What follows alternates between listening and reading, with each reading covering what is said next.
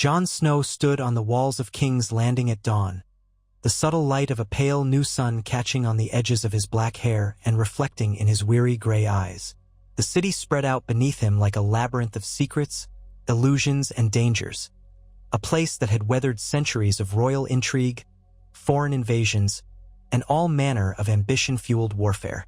Smoke still lingered from small pockets of scattered fires in Flea Bottom, and the acrid smell mingled with the salt tang off the distant Blackwater Bay. There was something ominous in the air. It felt as though the city itself understood the shift taking place, a hush before the storm of steel and blood would break upon the Red Keep. Or perhaps it was simply a city that had endured too many false dawns. Jon did not want more death. He had come south out of duty, out of a grim necessity to protect the living against the threat of the undead and, failing that, at least to secure a realm worth surviving in. But he had learned hard lessons, that oaths and honor often yielded to ambition and greed in the hearts of others, and that the most dangerous wars were sometimes fought in the minds and corridors of power rather than on the open battlefield. Standing here, with the cold edge of a morning breeze brushing his face, he knew what had to be done. He could not allow Cersei Lannister more time to prepare, more time to tighten her grip on the city, and more time to plan some cunning betrayal. If Jon and those loyal to him did not act swiftly, they would be caught in a web of Lannister schemes impossible to unravel without sacrifice too great to bear. He had never taken pleasure in conquest or politics, but those burdens had fallen upon him. His vow was to protect the realm, not to revel in the games that southern lords and ladies so casually played with people's lives. If seizing the Red Keep quickly would avert weeks or months of violent siege, if it would spare innocence from the horrors of dragons raining fire or unstoppable armies marching through burning streets, then he must do it. And so, around him, some of the North's finest swords, the remaining loyal bannermen, and a few trustworthy allies waited for his signal. The plan had come together in hushed, tense meetings in the bowels of old taverns near the city gates or in the private corners of abandoned buildings. Jon did not fully trust the city's local conspirators, but he had placed what faith he could in those who had reason to see a new regime in the capital, disgruntled merchants squeezed by the crown's demands, a few gold cloaks who held no love for the Lannister name, certain men from the Stormlands who remembered a promise to Robert Baratheon's line, and even a handful of exiled knights longing for a better king. A patchwork alliance, tenuous and uncertain, but just enough that the gates of King's Landing, in the dark hours before dawn, had opened to allow those who carried Jon's banner to slip quietly through. Although the red-garbed Lannister guards patrolled the walls, many were complacent. They believed their queen's position secure within the Red Keep. They believed the city's thick walls, its webs of loyalists, and the lingering fear of dragonfire from the Targaryen queen, once an ally, now a precarious partner, would keep them safe from any nighttime assault. But Jon and his men had no intention of inviting a prolonged siege. They planned a swift strike at the heart of power. It was madness, some would say, taking the Red Keep with a fraction of the men that an army would require. Yet madness had worked before in times of vulnerability and cunning. Besides, it was not only northern steel that accompanied him. A handful of skilled Unsullied who still owed their loyalty to Grey Worm stood silent among Jon's ranks. Though the bond between Daenerys's forces and Jon had frayed, a kernel of respect lingered for the man once proclaimed king in the north. Whether that slender alliance would hold, Jon could only pray. But for now, it was enough that these deadly, disciplined warriors would follow his lead and remain discreet. He heard footsteps behind him. Turning, he saw Davos Seaworth, the Onion Knight, approach with his customary cautious grace. Davos looked older by the day, as though each new conflict etched an additional line into his weathered face. Yet his eyes were still keen, and in them, Jon saw what remained of unwavering loyalty. "You're certain of this path, my lord?" Davos asked quietly, mindful that any echo might carry across the stone. Jon grimaced at the formality. "I've never been certain of any path," he murmured. "But it's the only choice we have left. Better a swift strike than a drawn-out bloodbath. We tried diplomacy. We tried alliances. Cersei has made it clear she won't keep her word. The realm can't survive that, not after all it's been through." Davos glanced out over the city. his gaze falling upon the looming outline of the Red Keep in the distance. Let's just hope her men don't realize we're here until it's too late. How many hours until sunrise proper? Not many, Jon replied. We do this quickly or not at all.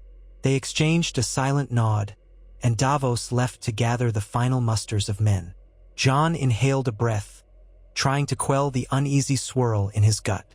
He had learned from the old maesters in Winterfell that sometimes, before a battle, one feels a sense of unreality, like stepping off a cliff into the unknown. He felt that now, a fleeting, near-terrifying sense that each breath might be his last before the world was consumed by fate. But even so, he steeled himself. He had been in the vanguard of the fight against the Night King. He had fought wildlings and whites alike. He had held the line in the Battle of the Bastards. A direct infiltration of the Red Keep was simply the next test, and he would face it with all the resolve that still lived in his battered heart. The whisper of horns sounded in the distance, faint clarions from the port side of King's Landing, perhaps a simple city watch changing shifts or announcing some routine matter. Now was the moment to move.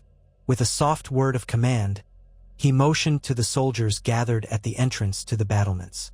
In total, they numbered only a few hundred, northern knights and foot soldiers, Stormlander exiles, men from the Vale who had served under Sansa's regency, a smattering of Braavosi Sellswords who believed Jon Snow was the best chance of seeing their coin paid, and the unsullied, silent and deadly. They slipped through the winding streets under cover of the lingering darkness, the clank of armor muffled by cloth wrappings. Jon had personally insisted that every man do his utmost to remain quiet. Speed and stealth were their greatest allies. They passed shuttered stalls, drunken revelers stumbling from late-night dens, and stray dogs prowling for scraps. Once, a pair of gold cloaks crossed their path, but a quick flash of steel, accompanied by a dagger pressed to each throat, subdued them. One of Jon's men hissed a warning, urging them to hold their tongues. Nervous nods. The watchmen were left tied and gagged in an alley, alive but out of the game. The city sloped up toward the Red Keep, perched on Aegon's high hill. More gold cloaks dotted the approaches, but the conspirators had learned well the patrol routes and shift changes. A series of frantic but well-coordinated feints drew them away from the main paths, allowing Jon's men to ascend the narrower side streets. The climb was not without tension. Each step was an invitation for discovery. Each corner turned a potential confrontation. But the watchers Cersei had placed upon the city's ramparts were either too confident or too few, for the infiltration continued largely unnoticed. The final challenge was the Red Keep's walls themselves. Tall and imposing, the fortress was designed to withstand sieges, but not necessarily infiltration from within the city's own gates. Jon had chosen a lesser-known postern door on the southeastern side of the keep, rarely used except for deliveries of food and supplies. His co-conspirators, men once in service to the keep stewards, had managed to gain control of the guard station there. This infiltration hinged upon that door being opened from the inside at the appointed time. When Jon arrived with his lead group, a mixture of northern soldiers and unsullied, he found, to his relief, that the door stood slightly ajar. An anxious young steward, sweat beading on his brow, beckoned them onward. With swords half drawn, they slipped through the archway and into the Red Keep's labyrinth of corridors. Now the real danger began. The keep was not lightly guarded, despite some watchers being lulled by peacetime illusions. At all hours, Lannister guards, the gold cloaks loyal to the Queen, and house retainers roamed the torchlit hallways. If even one guard managed to raise the alarm in time, the entire infiltration might devolve into open warfare in the corridors. Exactly what Jon hoped to avoid. This was meant to be a near-bloodless coup, if such a thing were possible, at least until they had taken Cersei into custody. Step by step, they advanced deeper. The wide, polished floors of the Red Keep reflected the flicker of their torches. The walls bore tapestries depicting Targaryen conquests, ironically preserved by the Lannisters, perhaps as trophies of history. Silent glances were exchanged, the hush intensifying every sense. A cough in the distance, the clang of a distant foot soldier, a shuffle behind a corner. Every sound made hearts pound faster. Jon, at the forefront, signaled with a raised hand for the group to halt. A pair of Lannister guards meandered down a hallway ahead, discussing the previous evening's dice games. The infiltration force pressed against the walls, out of sight behind a tall tapestry. Two Unsullied stepped soundlessly forward, and in a quick movement, subdued the guards with well-placed blows. The men slumped, unconscious or stunned, carried into a side chamber and gagged. Jon exhaled in relief. So far, so good. They navigated onward, the memory of the keep's architecture gleaned from Tyrion's and Davos's descriptions. Finally, they approached the great corridor leading to the throne room. Dawn had begun to color the sky outside. Voices echoed across the hall, a cluster of guards no doubt posted near the throne. This route was too dangerous. Another path was needed, one that would circumvent the throne room entirely and lead them closer to Cersei's personal chambers. Jon exchanged a quick word with a steward who claimed to know a servant's passage off to the side. The man led them through a narrow corridor, down a set of steps into the keep's underbelly. Storage rooms, wine cellars, hidden alleys of stone. The pungent smell of old casks and musty air hung around them. Here, the flickering torchlight threw shadows against the walls like dancing specters. In the near silence, every scuff of a boot seemed like thunder. Far above, in the main halls, the castle would soon be stirring with daybreak. Kitchen servants, courtiers, and others would begin their routines. If they waited too long, the infiltration would be discovered. A sense of urgency quickened every step. Jon pressed them onward until they found a winding stairway that climbed up behind what should be, if the steward was correct, the Queen's private reading room. This was rumored to be close to her personal chambers. If they managed to get that far, they could corner her guards and secure Cersei herself. One by one, they ascended, hearts in their throats. At the top of the stairs stood a stout wooden door, barred from within. An unsullied soldier applied a thin steel tool, expertly twisting the lock. Click. The door swung open, revealing a small, dimly lit chamber stacked with crates of books and old tomes. The stale smell of parchment enveloped them. From beyond the chamber, faint voices drifted, sharper now. Jon raised a hand for caution. With measured steps, he edged toward the door that led into the corridor beyond, pressing his ear against the wood. 2, maybe 3 voices, Lannister guards, from the sound of it. The corridor was likely part of the Queen's private quarters, so the men would be well armed, and they would not be careless. Jon turned to Grey Worm, who was among the silent watchers at his flank. The Unsullied commander gave a single, imperceptible nod. With a quick gesture, Grey Worm directed 2 of his men to position themselves on either side of the door. Davos and a tall Northman, Ser Wayne of House Serwyn, lined up behind them. Jon mouthed the silent count of 3, and on 3, one of the Unsullied slammed the door open. The guards in the corridor barely had a moment to blink before the Unsullied surged forward with precision. Blades flashed. The first guard crumpled before he could shout. The second, quicker on the uptake, raised a shout that was cut off by a thrust to the throat. The third stumbled back, hand reaching for a horn at his belt. Davos, surprisingly swift, knocked the horn away with a strike of his cudgel, then delivered a stunning blow. The man collapsed, not dead but badly dazed. Blood pooled on the polished floor. The infiltration force moved to drag the bodies and the unconscious guard into the small reading chamber. Jon stared down at the lifeless eyes of the Lannister men, his chest tight. He had wanted to avoid spilling blood if at all possible, but the reality of this mission made that dream impossible. Lives had already been lost, and likely more would follow before this day ended. The best he could hope for was that it would be fewer lives overall than if an open siege had erupted. He steeled himself and stepped into the corridor. They needed to move swiftly now. The corridor stretched some distance in both directions. Ornate columns, paintings, and decorative suits of armor lined the walls. According to the steward, Cersei's main bedchamber was behind a gilded door at the corridor's far end, while to the right branched a route that led toward the Queen's ballroom, a lavish space for private entertainments. She might be in either location or in her solar or possibly in the throne room if she had risen early. But dawn had only just broken fully. Jon gambled she would still be in her private chambers or close by. They moved as quietly as they could, stepping over the swirling maroon carpets. Their reflection glimmered in the polished suits of armor, ghostly shapes in the half-light. Ahead was the gilded door.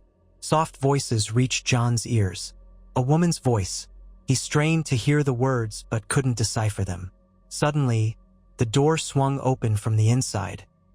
A handmaiden stepped into the corridor, her eyes wide as she took in the sight of armed men. She opened her mouth to scream, but a northern soldier clamped a hand over her mouth, pulling her to one side. Jon hissed a quiet reassurance to the terrified maid, promising that no harm would come to her if she kept silent. Tears in her eyes, the girl nodded. She seemed too petrified to do anything else. Inside, they heard a muffled exclamation, someone else noticing the disturbance. There was no choice but to surge forward. The infiltration force flooded through the open doorway into Cersei's outer chamber, a lavishly appointed sitting room with plush chairs, a fireplace, and tapestries of Lannister lions. 2 more guards scrambled for their swords. An unsullied spear took one in the shoulder. The second guard lunged at Jon, who barely parried in time. Their blades rang with a metallic clash. Jon twisted, knocking the guard's sword aside, and struck him on the helm with the pommel, sending him reeling. Another of Jon's men subdued him with a well-placed strike. A shriek tore through the air. In the corner of the sitting room stood a terrified lady-in-waiting, clutching a silver tray. The tray clattered to the floor, scattering fruit. She darted for the inner door. Jon gestured for Davos to intercept, but it was too late. The woman yanked the door open, and the infiltration was exposed. Jon lunged into the next room, the bedchamber. Inside, tapestries of red and gold draped the walls, a 4-poster bed at the center. Cersei Lannister stood in a corner, clad in a thin gown beneath a robe of crimson, her eyes ablaze with furious disbelief. Her golden hair caught the dawn's light from the windows, turning it into a molten halo around her face. But there was nothing angelic in her glare, only wrath. Beside her stood a tall figure in black armor. Ser Gregor Clegane, the Mountain, an ominous presence as always. 2 more Lannister guards hovered nearby, swords at the ready. For a fraction of a heartbeat, no one moved. The lady-in-waiting cowered, trembling, unsure whether to flee or stay. Cersei's lips twisted in a sneer. "You dare bring armed men into my chambers?" Her voice cut like a whip, cold and incredulous. "Jon Snow, traitor, are you so eager to die?" Jon fixed his gaze on her, heart pounding but voice steady. "I have no desire for more bloodshed, Your Grace. Surrender the throne peacefully. In the name of what's left of the 7 kingdoms, step aside." She gave a bitter laugh. "Surrender? To a bastard who calls himself king in the north? Or do you still prefer the name Targaryen? Either way, you're nothing but a traitor." Her eyes darted to the Mountain. "Kill them." The giant knight lumbered forward, sword in hand, his monstrous armor scraping with each step. The guards moved in as well, though with less confidence. Clegane's presence was like a living siege tower in that confined space. Jon's men hesitated, uncertain how to handle the Mountain in close quarters. Grey Worm and 2 Unsullied squared off with the towering knight. Their spears darted in quick jabs, seeking chinks in the black plate. Sparks flew as the Mountain's sword clashed with the slender spears. He swung with terrifying strength, one blow nearly shattering a spear shaft. Grey Worm danced to the side, landing a thrust that slid off the Mountain's armor. The corridor behind them was clogged with more of Jon's men, but they couldn't press forward without tangling themselves. Meanwhile, 1 Lannister guard managed to lunge at Jon. He parried, stepping back to avoid another slash. He caught the flash of steel in the corner of his vision. Davos engaging another guard, fending off wild strokes with calm efficiency. The swirl of combat threatened to claim them all, but Jon focused on the swordsman before him. With a quick feint low, he forced the guard to bring his sword down. Then Jon angled Longclaw up and struck the guard's helm. The man staggered, falling to his knees. In the chaos, the lady-in-waiting managed to flee out the doorway, letting out a shrill cry for help. Footsteps pounded from the corridor. More Lannister soldiers were coming, and soon the entire Red Keep would know of the infiltration. Jon realized they were out of time. If they did not take Cersei in the next moments, she would escape or be rescued, or they would be swarmed by loyalists. He saw the queen edging toward a door on the far side of the chamber, likely a private exit leading deeper into the keep. Her face was pale, her eyes set. She might have kept her composure, but she was clearly ready to flee. Grey Worm and the two Unsullied maneuvered around the mountain, forcing the giant knight to pivot. He roared, swinging his sword in a broad arc that battered aside one spear and sent the Unsullied soldier flying into a dresser, splintering wood on impact. In that instant, Grey Worm seized the opening and rammed his spear at the vulnerable gap between the mountain's helm and breastplate. But the angle was off. The spear point glanced against thick metal. Still, the force of the BL staggered the mountain enough that a second Unsullied hammered his spear, but against the monstrous knight's sword hand. As the mountain reeled back, Davos, seeing a brief opening, shouted, "Now, lad, now!" Jon dashed forward. The mountain turned his hideous visor toward Jon, sword rising for a brutal swing. But Grey Worm drove forward again, hooking the mountain's weapon arm with his spear shaft. The blow that might have cleaved Jon in two was delayed just long enough for Jon to duck past, making a beeline for Cersei. Cersei saw him coming and grabbed a small dagger from a side table. She slashed at him with desperate fury. Jon twisted away, catching her wrist. The dagger clattered to the floor. Her eyes flared with hatred. She spat in his face, fighting him like a cornered lioness. He forced her arm behind her back, and with his free hand, he gripped her shoulder. Her strength was surprising, but he had wrestled wildlings on the wall and fought the dead in the north.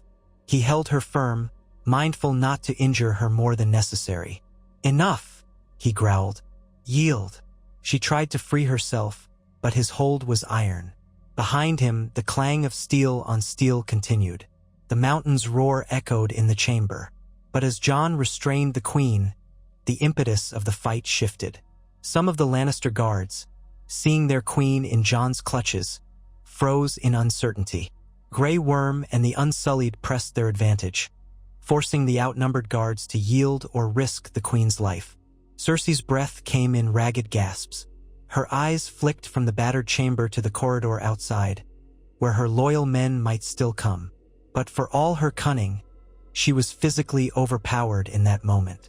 Her pride refused to let her scream or beg, yet the humiliation in her expression was clear. Jon turned toward the fight. "Stand down," he shouted. "We have the queen. Throw down your weapons. There's no need for more blood." The nearest guard faltered, sword half lowered. The mountain, however, did not yield. With a guttural snarl, he yanked himself free from Grey Worm's entangling spear and slammed the pommel of his sword into the Unsullied soldier's head, sending the man crashing to the floor. Grey Worm lunged again. The monstrous knight caught his spear mid-thrust, splintering the shaft with a squeeze of his gauntlet hand. Davos and a couple of Northmen rushed in from behind, trying to bring the giant down with multiple blows. The corridor's chaos spilled into the chamber, men shouting, the ring of steel echoing. Cersei laughed through gritted teeth, a bitter, desperate sound. "He won't stop. He'll kill all of you." Jon realized the mountain's loyalty was not so easily undone. If they couldn't subdue him, the slaughter would continue. Holding Cersei tight, Jon barked, "Gregor Clegane, your queen's life is in my hands. If you don't stand down, she dies." Davos and Grey Worm pressed the advantage, circling. The mountain paused, as though confused. Perhaps the monstrous being retained enough twisted humanity to care about his queen's safety. But as if to show how little reason meant to him now, he roared and charged again, swinging his sword in a savage arc. One of Jon's men was forced to leap back to avoid being hacked apart. Jon ground his teeth, torn. He didn't want to kill Cersei in cold blood. The entire point of this infiltration was to avoid a city-wide bloodbath. Killing her might spark an immediate Lannister backlash that would drench King's Landing in violence. but the mountain refused to yield. Grey Worm narrowly dodged another deadly swing, stepping inside the mountain's reach to slam the broken spear shaft against his visor. The blow cracked part of the helm, exposing a sliver of the discolored flesh beneath. The knight bellowed and raged. Davos took the opening to hack at the back of the mountain's leg. His sword struck armor, not quite penetrating fully but causing the hulking figure to stagger. For a moment, the tide turned. The mountain, off balance, struggled to pivot. Another Northman stabbed low, aiming for the joint behind the knee. Metal screeched. The giant sank to one knee with a roar of pain. In that moment, Grey Worm's spear found a gap in the side of the mountain's armor. He thrust with all his might. The crack of bone and rancid stench of something foul spilled into the air. The mountain gurgled, black fluid oozing from beneath his visor. With an unnatural jerk, he twisted around to strike Grey Worm, but Davos slashed his sword across the giant's exposed neck. A hideous rasp emerged. Then, finally, Ser Gregor Clegane slumped, armor rattling as he toppled. The chamber fell silent, save for the ragged breathing of the living. Davos looked at Grey Worm, who was panting, a dark bruise forming on his temple. They shared a look of mutual respect, though both men knew the horrors in which they just participated. The mountain, dreaded enforcer of the crown, lay vanquished. It seemed surreal. Jon felt Cersei stiffen in his grip. "You monsters!" she hissed, though tears glimmered in her eyes, whether from rage, terror, or both. "He protected me. He was all I had left." Jon's voice was harsh with forced calm. "It didn't have to be this way. Call off your guards. Surrender. This is over, Cersei." Her jaw clenched, but she must have heard the shouting in the corridor, the conflict that had now spread beyond her chambers. Davos stepped to the open doorway. He saw Lannister men confronted by the combined might of Northerners and Unsullied. More of Jon's men were flooding in to secure the area. At last, with trembling fury, Cersei forced out, "I'll call them off, for now." She looked at Jon with an expression that promised vengeance. "I'll do it if you swear not to harm my child." Her free hand drifted over her abdomen. Jon, still restraining her, felt his heart twist in an unfamiliar tangle of pity and anger. Rumors had circulated that Cersei was pregnant. He had not known whether to believe them, but if it was true, then everything about her desperation and cunning took on a heightened dimension. She was not only fighting for herself, but for her unborn child. "I swear I will not harm an innocent child," Jon said, voice steady. "That's not who I am." She gave a tense nod, breathing labored. Then, with the slightest tilt of her head, she directed her nearest guard, one of the few still standing, to lower his weapon. The call was echoed into the corridor. The sense of immediate, pitched battle began to recede as the Lannister forces, confused and cornered, looked to their queen for instruction. They saw her pinned in Jon's grasp, saw the mountain's corpse lying in a ghastly heap, and many threw down their arms, unable or unwilling to continue a hopeless fight. Jon released Cersei, though he kept her within arm's reach, his blade angled so that she knew better than to try anything reckless. She rubbed her wrist, eyes alight with an almost feral hatred, but at the same time, she did not move to escape. Outside, the infiltration became an occupation.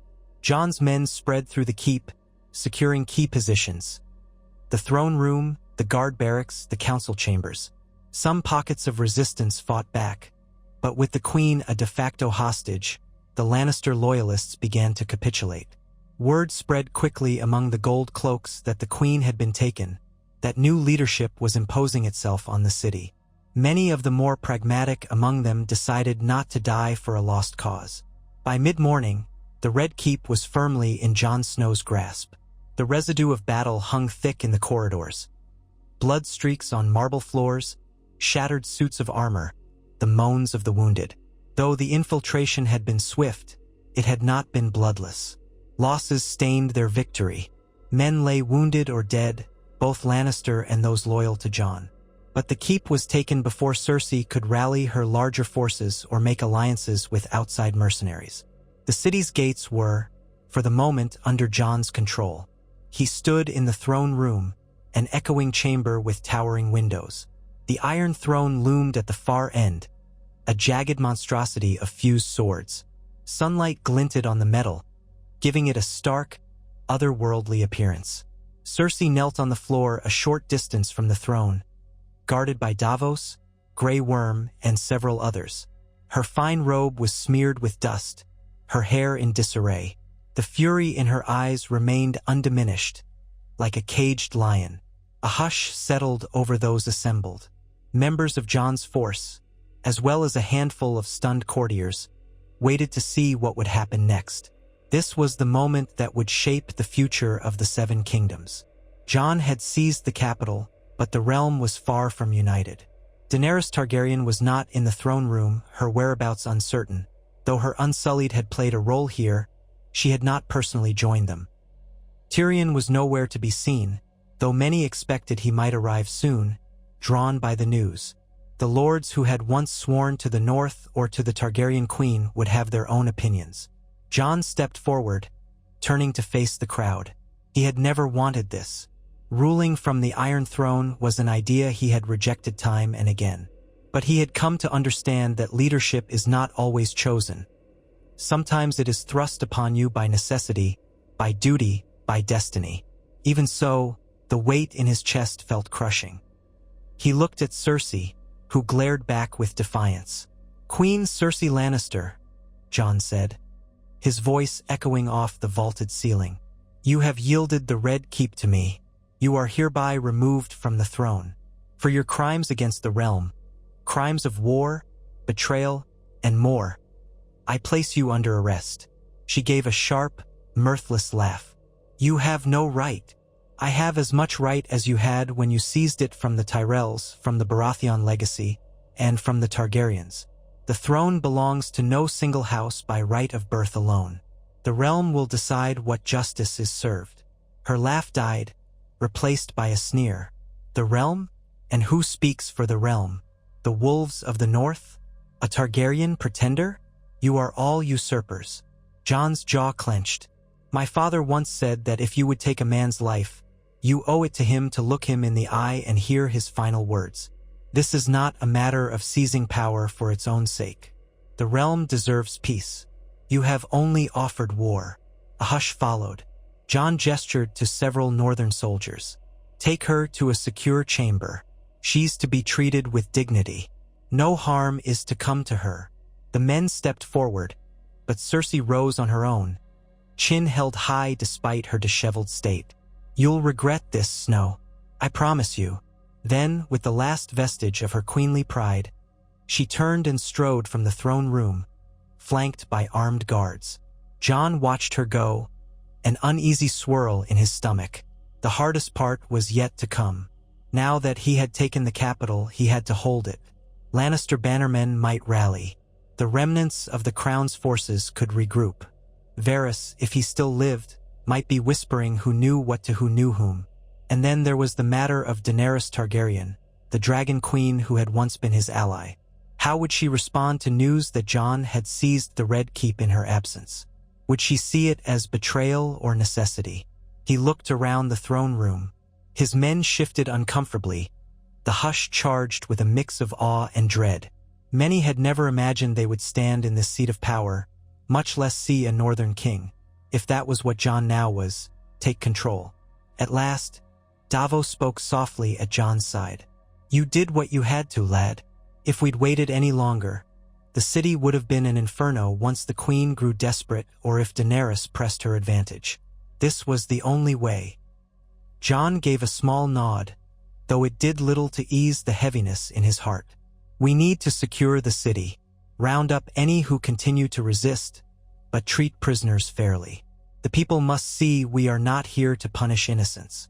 I won't have a reign of terror." Davos glanced at the Iron Throne. "And the seat? Will you sit?"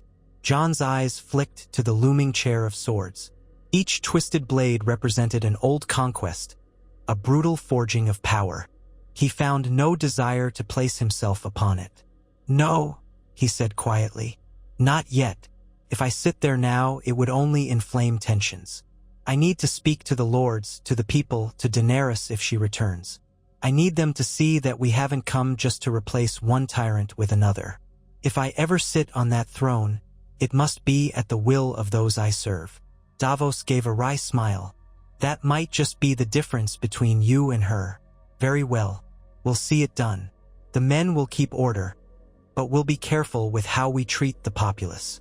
Jon exhaled, feeling the tension in his shoulders begin to ease. The immediate threat was contained, but the city remained a tinderbox.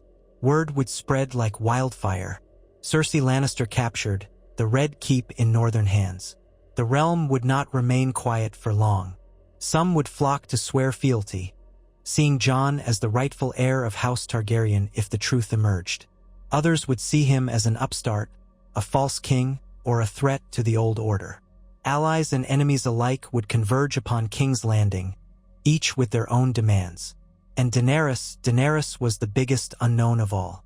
She had come to Westeros to reclaim her family's seat, and now Jon Snow had effectively done just that, but in his name, not hers. As he left the throne room, the clamoring voices of the city drifted through the corridors.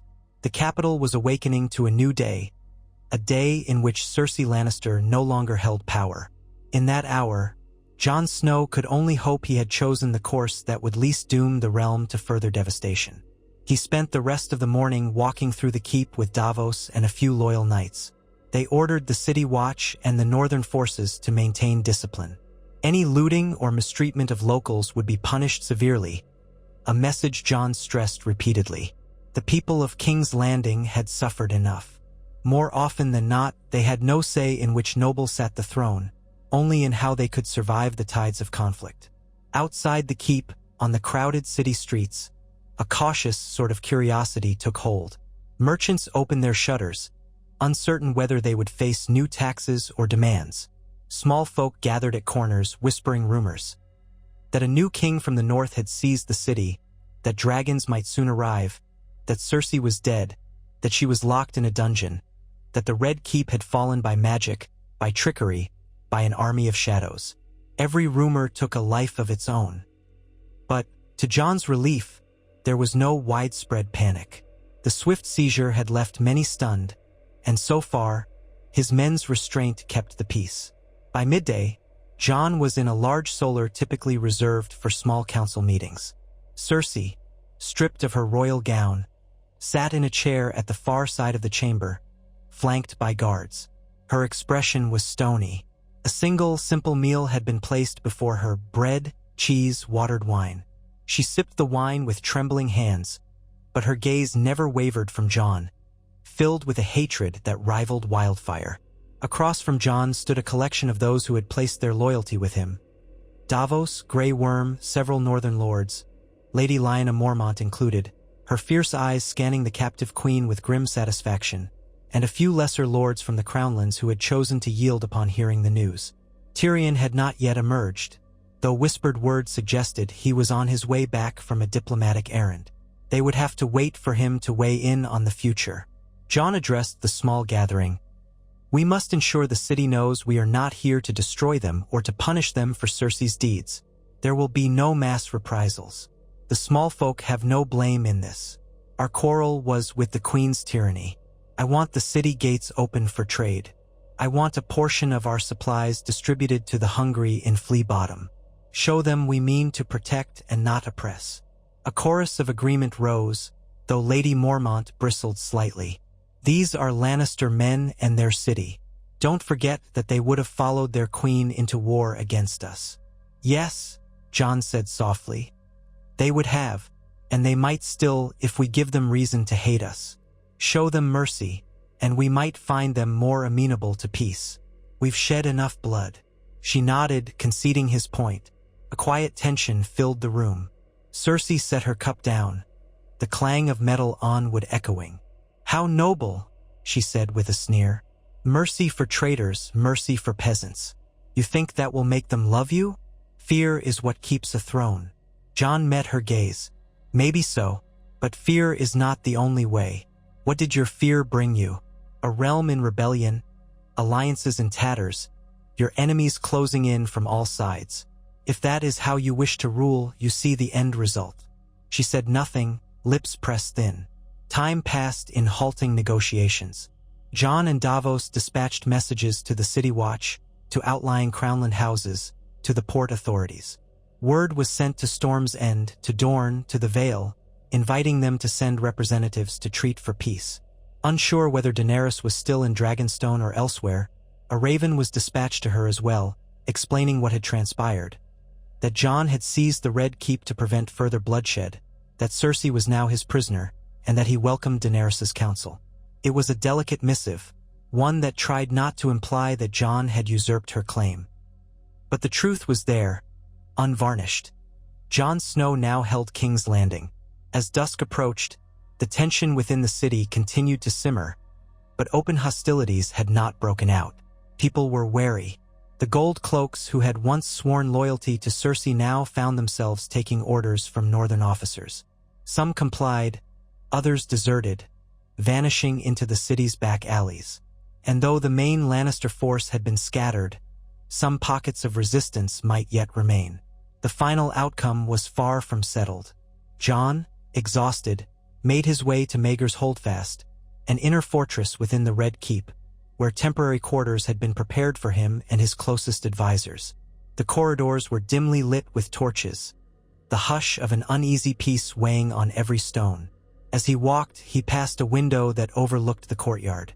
There, a group of Northerners tended to the wounded, both friend and foe. He saw a Lannister guard with a bandaged shoulder being offered water by a Northman. That small sight of compassion amid war's aftermath soothed him, if only a little. He reached his chambers and stepped inside.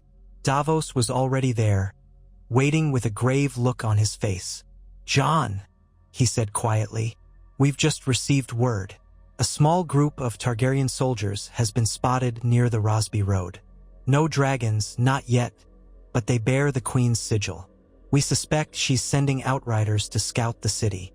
Jon nodded, removing his gloves and setting them on a table. "Any hostilities?"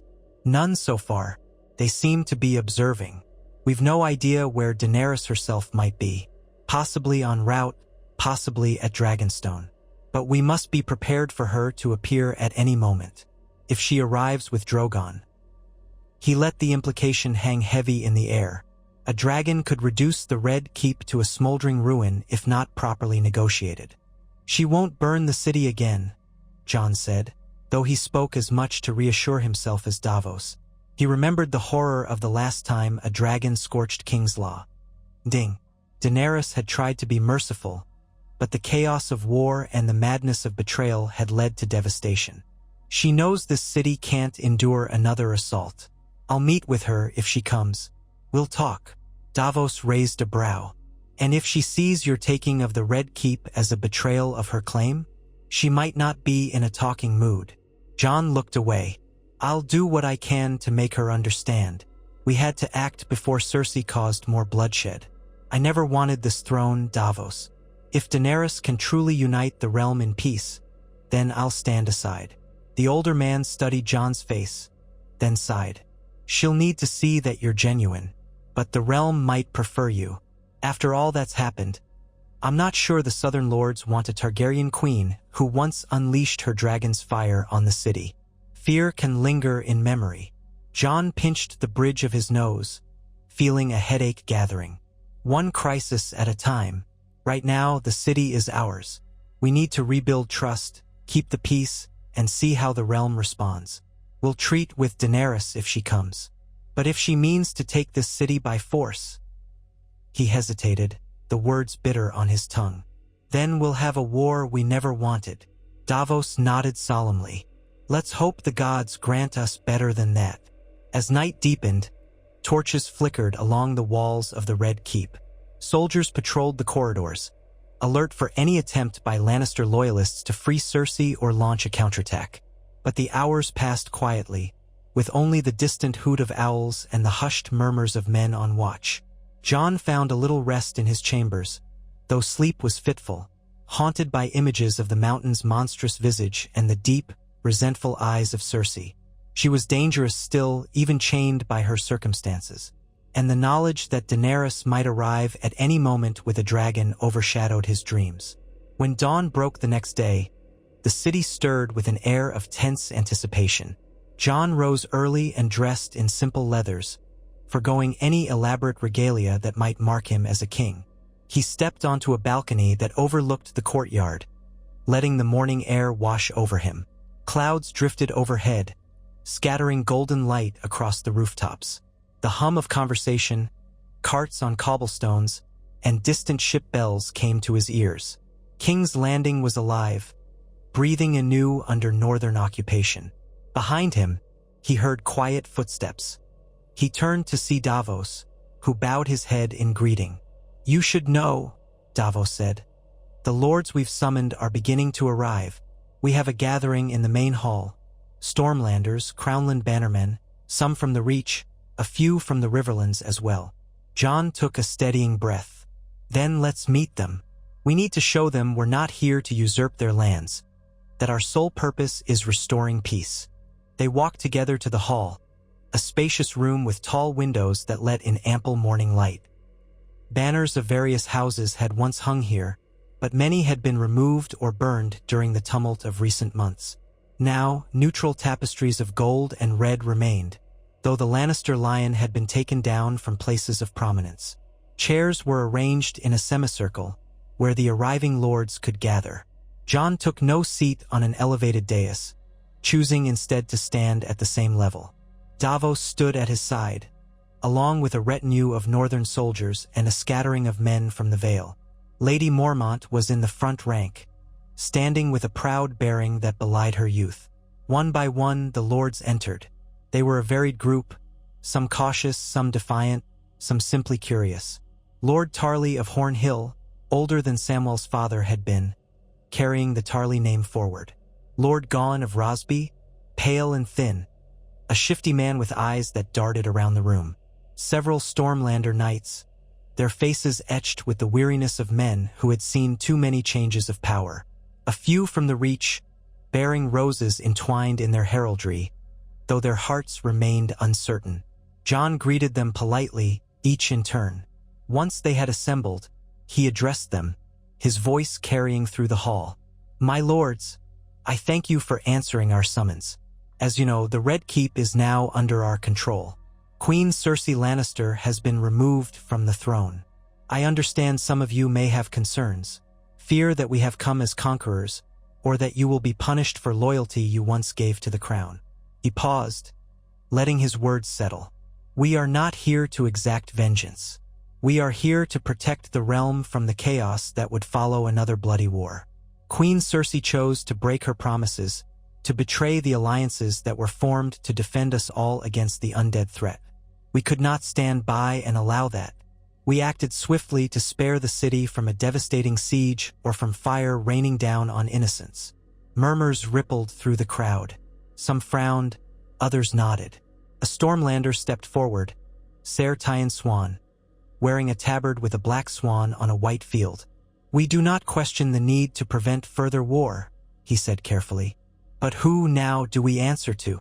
You claim no desire to conquer, yet the Red Keep is in your hands. Are we to name you king?"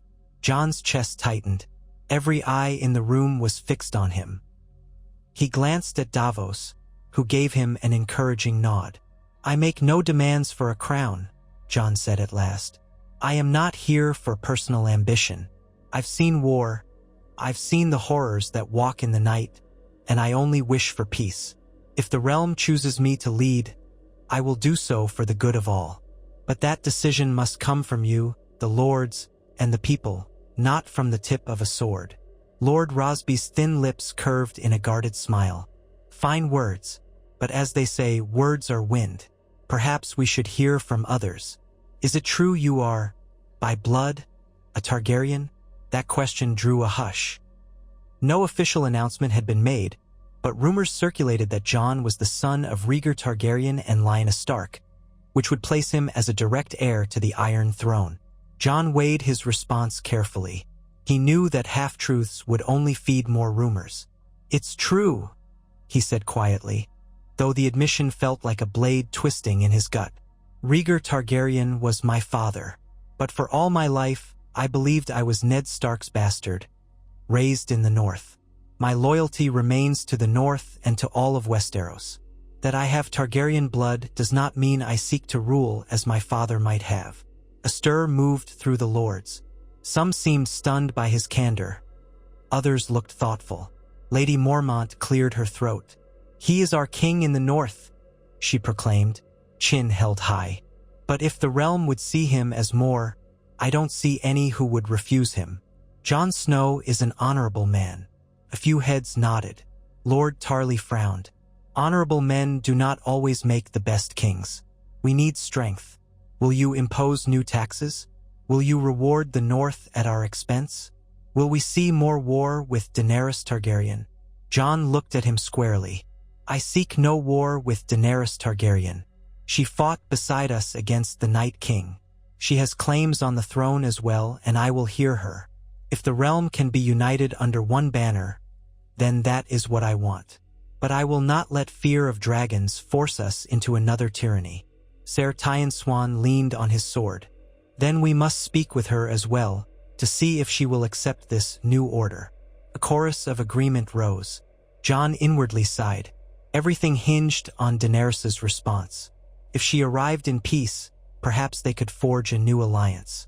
If she arrived in anger, everything could unravel. He spent the remainder of the meeting discussing practical matters, ensuring trade routes remained open, gleaning from the lords their willingness to supply food to the city, hearing concerns about possible raiding in the countryside. A veneer of cooperation emerged, though Jon sensed it was tenuous. They all waited for the next turn of events. Days passed in a slow tension, each dawn bringing fresh rumors. Some said the Golden Company was massing in the Stormlands. Others claimed Euron Greyjoy had returned from the seas.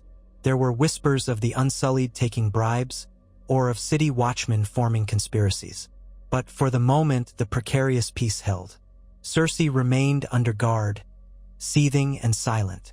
Jon tried to question her about the Lannister loyalists beyond the city, but she offered no information, only cryptic jabs. Then, one morning, the watch on the city walls reported a dragon sighting. A single black shape circling in the sky, far off to the east. Panic swept through the populace, old memories of fire and blood stirring terror. Jon ordered the bells rung not in alarm, but in warning, instructing people to remain calm. He ascended to the highest tower with Davos, Lady Mormont, and a handful of archers, though Jon knew arrows would do little against a dragon. Through the haze of midday sun, he saw Drogon's silhouette, massive wings beating the air. The beast was circling, as if scouting the city. Then, with a roar that echoed across the rooftops, the dragon dipped lower, the shape of Daenerys Targaryen visible upon his back. She flew closer to the Red Keep, hovering above the towers. No dragonfire rained down, though the watchers cowered beneath her shadow. She was testing them, warning them, reminding them of her power. At length, she circled away and landed outside the city gates, near the main road. A dust cloud rose as Drogon's bulk settled on the earth. Daenerys dismounted, flanked by a contingent of Dothraki and Unsullied. Sentries hurried to bring news of her arrival. Jon felt his heart race. He exchanged a look with Davos. "Bring the banners of peace," he said. "We'll greet her at the gates, unarmed." Davos's eyes widened. "Unarmed? If she means to kill you, then she can. No armor will save me from a dragon's fire. Better to approach with an open hand." They descended the winding stairs and made their way through the city to the Iron Gate, a retinue of northerners following warily. Citizens pressed to the sides of the streets, craning their necks to see the Dragon Queen's arrival. The air hummed with tension. At the gate, Jon gave orders for it to be opened, ignoring the protests of some who feared an ambush. He needed to show trust, to show that he had not stolen the throne from her out of ambition. The gates creaked open, revealing Daenerys Targaryen standing a short distance away, her silver-gold hair caught in the sunlight. Drogon loomed behind her, scales glimmering like black onyx. A line of Unsullied and Dothraki stretched out on either side of the road. She was dressed in a dark cloak trimmed with red, her posture regal and unyielding. Her face was a marble mask. Jon could not read her emotions. He stepped beyond the gate, hands at his sides, no sword in sight. Davos and Lady Mormont hung back slightly, each unarmed as well. The tension was palpable. If Daenerys gave the order, Drogon could incinerate them in moments. Jon spoke first, voice loud enough to carry. "Daenerys Stormborn, you are welcome in King's Landing. I would speak with you if you'll let me." She studied him, eyes like molten amethysts, intense and unreadable. Finally, she lifted her hand in a slight motion, signaling her warriors to hold. She approached a few steps, Drogon rumbling behind her. The city walls bristled with watchers, none daring to raise a weapon. "Jon Snow," she said, voice low and taut with suppressed emotion. "I left you in the north to finish off the last threat of the dead. Now I return to find you have taken King's Landing. The Red Keep is yours, and Cersei is your prisoner." Jon nodded, his heart pounding. "I had to stop her before she unleashed chaos on the city. She broke her word, conspired against us. I couldn't let her gather more power." Daenerys's gaze flicked over the city walls. "You did this for the people, or for yourself?" "For the people," Jon said firmly. "For the realm. We fought side by side against the dead. I have never desired the throne. If you wish to sit upon it, let us talk. I won't fight you if your aim is peace and justice. But I cannot allow another reign of terror." A muscle tightened in her jaw. Memories of the last time she had unleashed Drogon on the city, the haunting guilt or fury that had followed, glimmered in her expression. "You speak of terror, Jon, but what of betrayal? You seized the Iron Throne while I was away." "I seized the city to prevent more bloodshed," Jon said, desperation creeping into his voice. "Not to betray you. I invited you here, to come and discuss how we might move forward without letting the realm fall into chaos again." Daenerys's eyes fell on Davos, on Lyanna Mormont, on the northern soldiers near the gate. Then she looked up at the battlements, where archers and watchmen stood. "You have the advantage, it seems." Jon shook his head. "You have a dragon. No advantage I have can compare to that. Please, let us speak.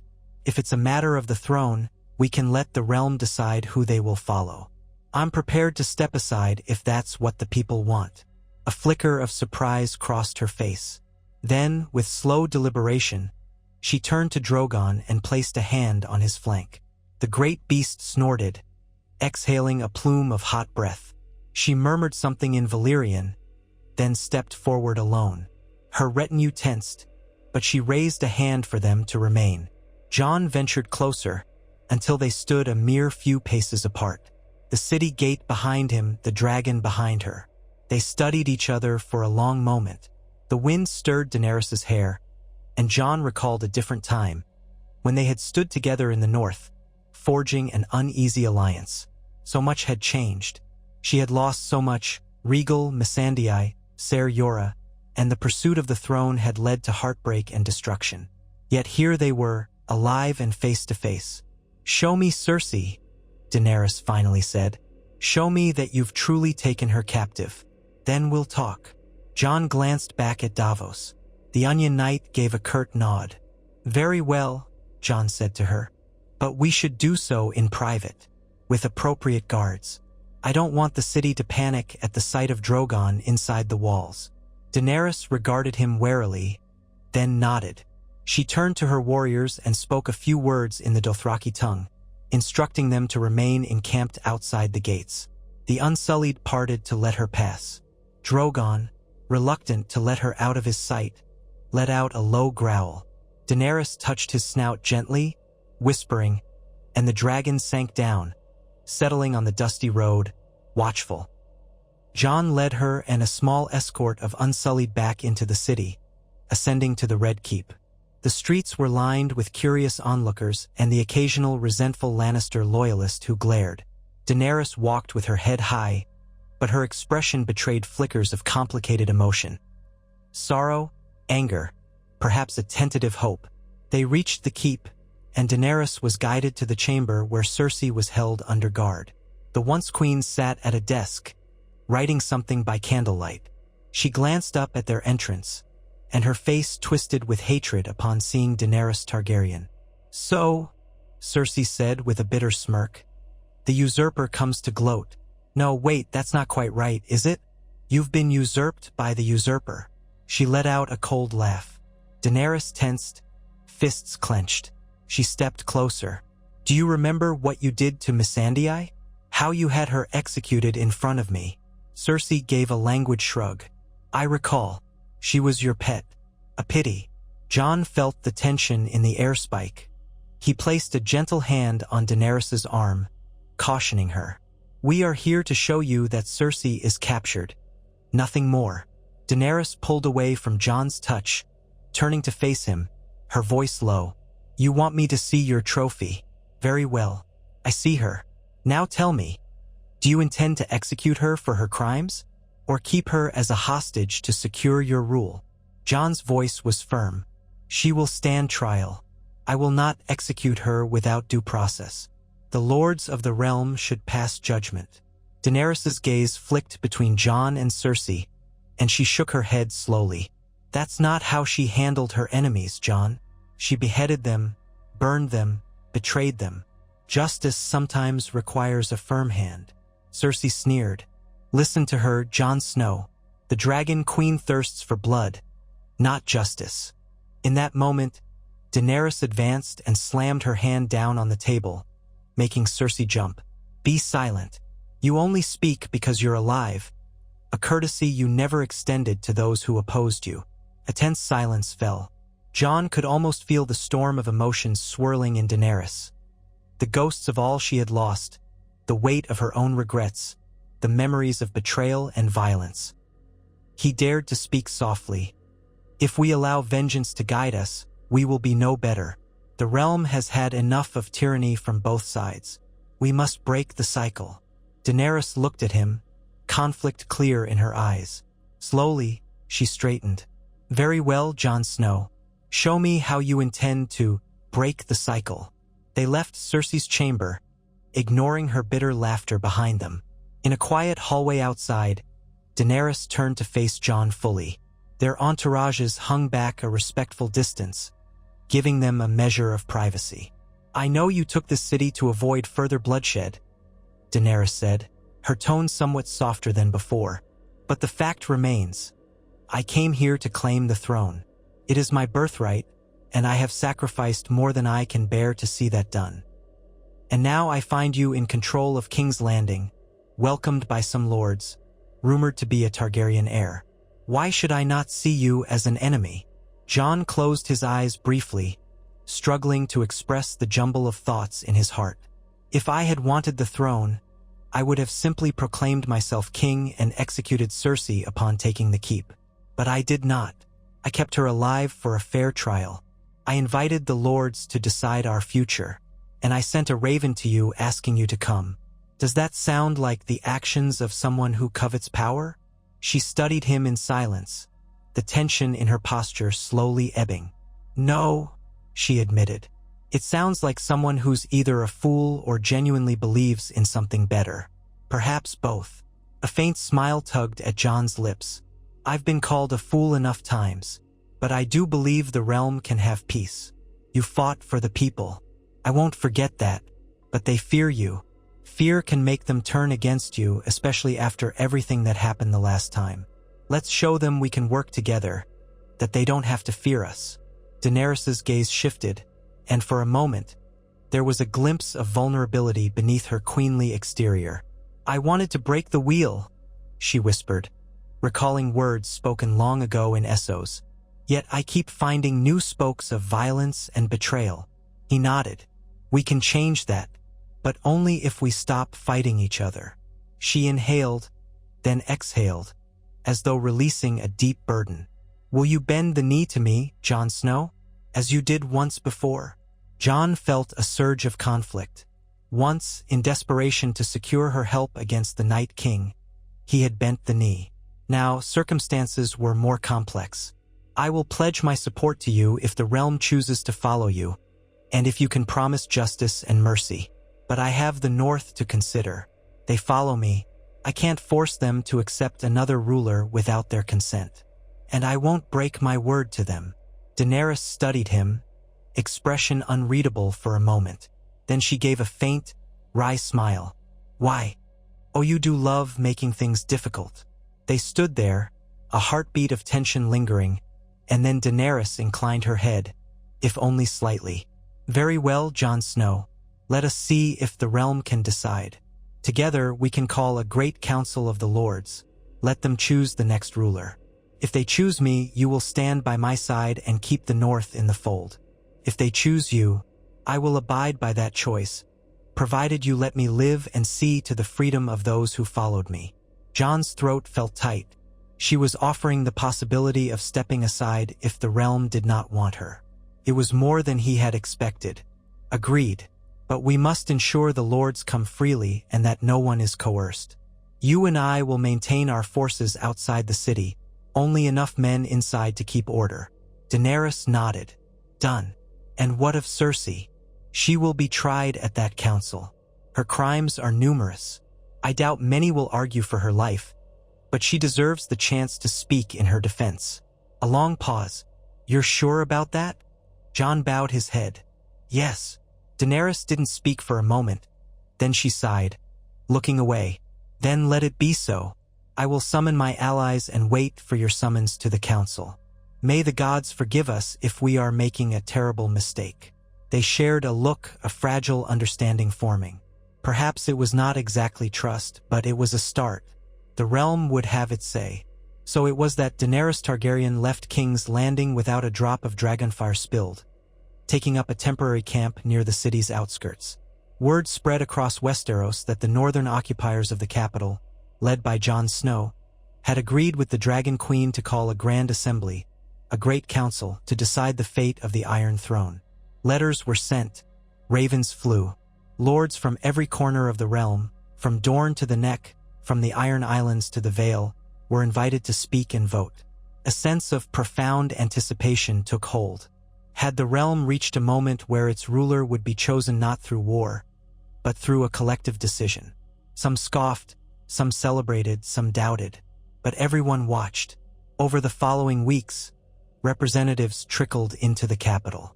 The small folk waited anxiously, the roads choked with caravans of lords and retinues. The city began to bustle, taverns crowded, markets thriving on the influx of visitors. Tension still simmered, but the combined presence of northern soldiers and Targaryen loyalists kept the peace, each side mindful of the fragile arrangement. In the Red Keep, Cersei Lannister awaited trial, her belly swollen with child, her eyes cold as ever. Tyrion Lannister returned, stepping warily into the city, carrying the weight of regrets for his once-beloved brother Jaime, for Missandei, for the chaos that had consumed them all. He joined Jon, Davos, and Daenerys in the Keep's council chambers, albeit warily, uncertain of his place. Every day, more lords arrived, gathering in the newly restored Dragon Pit or in the throne room for preliminary discussions.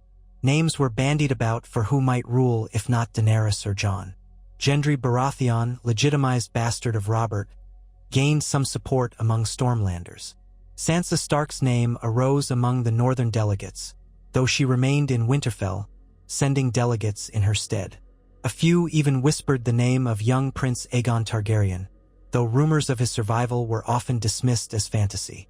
All the while, Jon Snow, the man who had seized the Red Keep before Cersei could act, walked with an unassuming air, trying to keep the city stable, urging lords and ladies to consider compromise. He did not mount the Iron Throne, which stood ominously in the throne room, unoccupied. People remarked on that, how the man who held the castle refused to claim the seat, and many found it refreshing, if puzzling. Such was the fragile state of affairs, a realm on the brink of a new age or on the precipice of renewed war. The city's air felt charged with possibility and dread. Soldiers from the north and the Targaryen camp mingled in uneasy alliances, though fights still broke out in tavern corners. The memory of the mountain's ferocity and the vision of a silent, chained Cersei weighed on everyone's minds.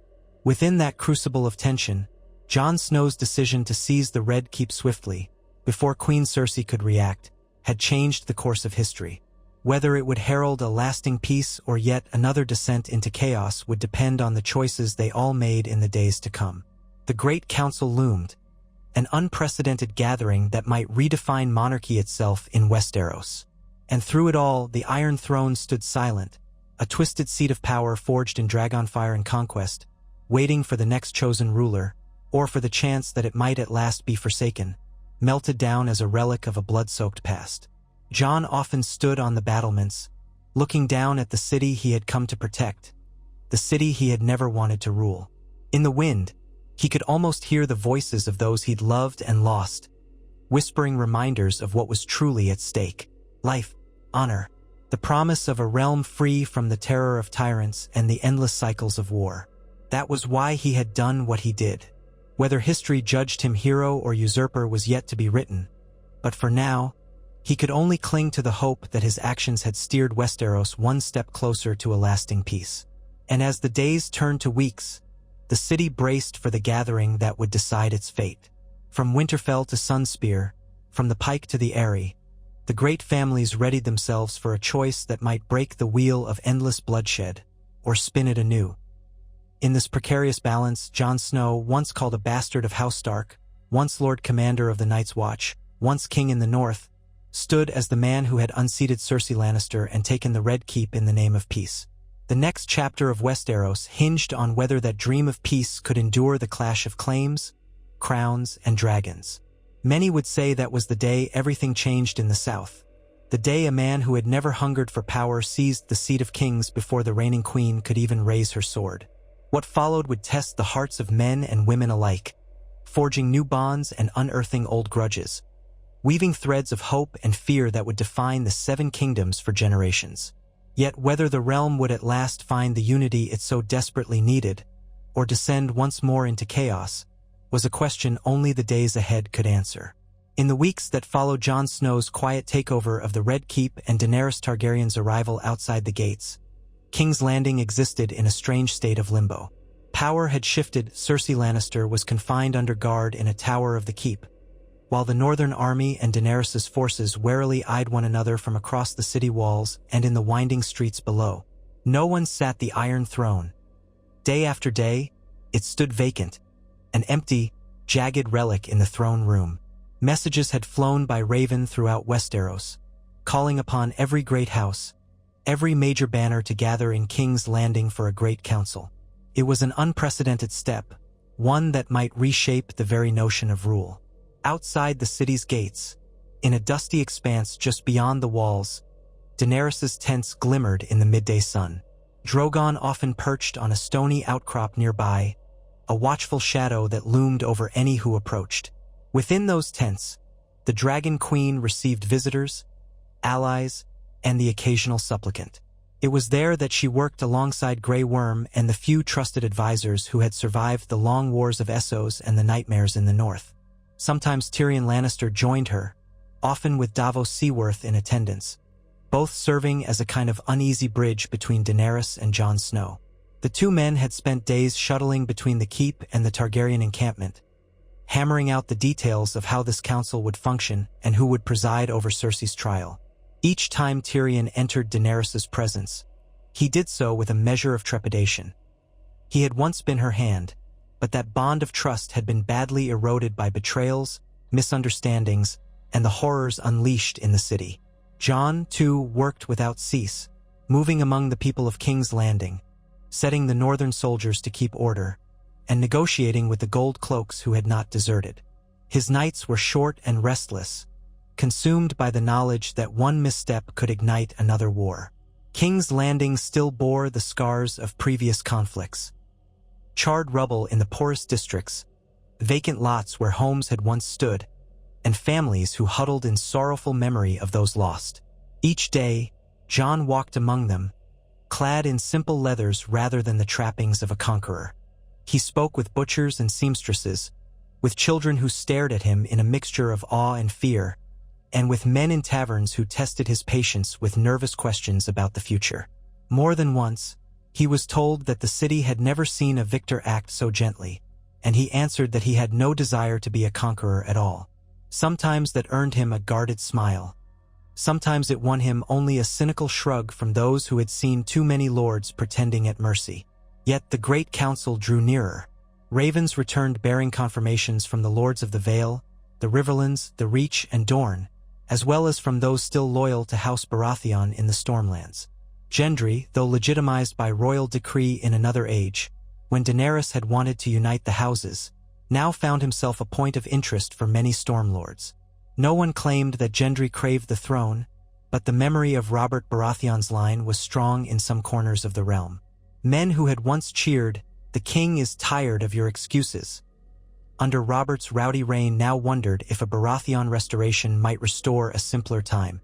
Gendry, for his part, seemed overwhelmed by the notion. He had come to the city timidly, wearing clothes too fine for his comfort, but was ready to speak if called upon. From Winterfell, Sansa Stark sent envoys, for she had responsibilities in the north and a war-weary people to protect. She did not trust King's Landing, not after all that had befallen the Stark family there, and she had no desire to leave the north unguarded should the tides of power shift again. Bran Stark, now known to some as the Three-Eyed Raven, remained in the north as well, rarely interfering with worldly affairs. Arya's whereabouts were uncertain. Some said she had taken a ship west, others that she had drifted to lands unknown. Of House Stark, only Jon Snow stood in the south, carrying the North's voice. His sister's envoys supported him, but they held a certain wariness toward Daenerys and a deep distrust of the Lannisters. Tension coalesced around the question of Cersei Lannister's fate. The prospective council would hear charges against her: murder, betrayal, war crimes, the destruction of entire houses, and then pass judgment. In the tower where she was kept, Cersei lived in guarded opulence. A modest bedchamber, adequate food, but no freedom of movement. She paced like a caged lioness, sometimes gazing out her narrow window over the city that had once belonged to her. It was rumored that she was writing letters night after night, dispatching secret missives in an effort to rouse any loyalists who remained in the Crownlands. From time to time, the guards reported that she complained bitterly about the shape of her belly, the child she carried. Some whispered that she might feign illness to gain pity or to delay her trial.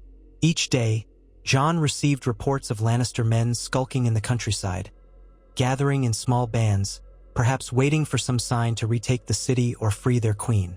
Daenerys' scouts, too, confirmed pockets of potential resistance. But none of these loyalist remnants had the strength for open conflict, not while the combined might of the North and Daenerys' armies held the capital. Rumors persisted that the Golden Company, once hired by Cersei, had mostly scattered after the last war, but a few mercenaries might be lurking in the Stormlands, awaiting coin or a chance at revenge. The new uneasy regime had no illusions that it was beloved by all. Fear kept many swords sheathed. At long last, the Great Council convened in the Dragon Pit, the large ruin that once housed dragons in the days of the Targaryen kings. The Dragon Pit had been chosen because it was large enough to accommodate the many lords and their retinues, and because of its symbolic significance. A place that once confined dragons might now be the site where the realm tried to unchain itself from endless warfare. Guards from both Jon's northern forces and Daenerys' unsullied circled the perimeter. Within, a ring of hastily constructed benches and tiers awaited the lords, ladies, knights, and envoys. High lords from all corners of Westeros gathered in their finery, a dazzling mosaic of heraldry, golden roses of the Reach, moon and falcon of the Vale, the sun and spear of Dorne, the trout of the Riverlands, the golden kraken for the iron-born delegates. Even the storm drums of House Baratheon, carried by Gendry's men, boomed softly as they arrived. Jon Snow stood near the center of the ring, the wind stirring his cloak. He glanced around at the vast, crumbling dome overhead, open to the sky in places where the ancient stones had collapsed. He remembered the last time Daenerys had gathered people here, when they had first tried to persuade Cersei of the threat of the undead, displaying a captured wight. Felt like a lifetime ago. Now, at least the threat of the undead was gone, but the threat of chaos remained. Daenerys approached, wearing a deep red cloak trimmed with black scales, her braided hair catching the sunlight. She nodded at him, stern but calm, as they took their places at the head of the assembly. Tyrion Lannister and Davos Seaworth stood off to one side, near a wooden table set up for scribes to record the proceedings. Grey Worm lingered in the background, watchful, and behind him a small cluster of Dothraki riders stood with arms crossed. On the opposite side, Lady Mormont and other northern leaders held their station, expression grim, as if they expected treachery at any moment. The lords of the realm filed in, many eyeing Daenerys and Jon with open curiosity or guarded looks. The hum of hushed conversations echoed beneath the crumbling roof. When the last of the lords had found seats, Tyrion cleared his throat. "My lords, my ladies," he began. "We come together in extraordinary times. The war for the Dawn is ended, and Cersei Lannister's rule of the Iron Throne has ended as well." He paused, letting that sink in. King's Landing was seized by Jon Snow, king in the north, before a new war could consume the city. Cersei has been taken alive. We stand here to decide the fate of the realm and that of the prisoner, and to determine the future of the Iron Throne itself. He gestured toward Jon and Daenerys. Both have claims, as you well know. Jon Snow is the son of Rhaegar Targaryen and Lyanna Stark, making him a Targaryen heir. Daenerys Stormborn of House Targaryen is the only surviving child of the Mad King Aerys. Both have fought tirelessly against the threat from the north. Both have gathered allies, but they have chosen not to decide this by the sword. Instead, they have asked for your voices. A ripple of murmurs passed through the assembly. Jon felt the weight of 1,000 stares, 1,000 judgments. He took a breath and stepped forward. His voice carried with quiet resolve. "My lords, I do not desire this throne. I did what I did to spare the city from more death. I have pledged myself to the north, but I also recognize the realm's need for unity. If you choose Daenerys Targaryen or another, I will abide by that choice, provided that we do not return to tyranny. The realm has suffered too greatly." Daenerys inclined her head, though her expression remained intense. "I came to Westeros to reclaim my birthright and to break the chains of those who suffer. I believed I alone had that destiny. But I have learned that no one person should hold absolute power if it leads to endless bloodshed. My claim remains, but if this council declares another path, I will respect that, so long as it does not plunge us back into the darkness we have fought so hard to escape." It was a moment many in the assembly scarcely believed possible. Two potential monarchs, both Targaryens in blood or name, opening themselves to the decision of the realm. Yet suspicion lingered. Certain lords from the Reach doubted Daenerys, remembering how her dragons had once raised the Lannister armies and incinerated the Tarly leadership. Northern lords were protective of Jon Snow, uncertain if they wanted to see him ascend or to return him to the north. Others whispered of Gendry Baratheon, who stood awkwardly to the side, uncertain how to present himself, but backed by a few vocal stormlords who clamored for a Baratheon restoration. Amid this swirl of speculation, Tyrion concluded the opening remarks and announced that the matter of Cersei Lannister's trial would be handled first. Her crimes, he said, had spanned the murder of nobles and small folk alike, conspiracies against the realm, and the betrayal of alliances formed in wartime. If the Great Council was to shape the future, it had to decide how to deal with the sins of the past. Guards brought Cersei forward, shackled at the wrists. Despite her pregnancy, she walked with her head high. She swept her gaze over the crowd, daring them to pity or despise her. Her garments were a simple black dress, and her once golden hair had grown uneven since her captivity, giving her a harsh, angular look. As she passed Daenerys, a flicker of venom crossed her features.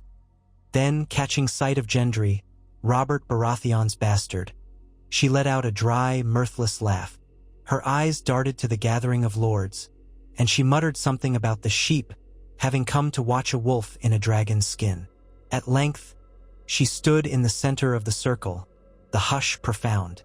Tyrion's voice echoed.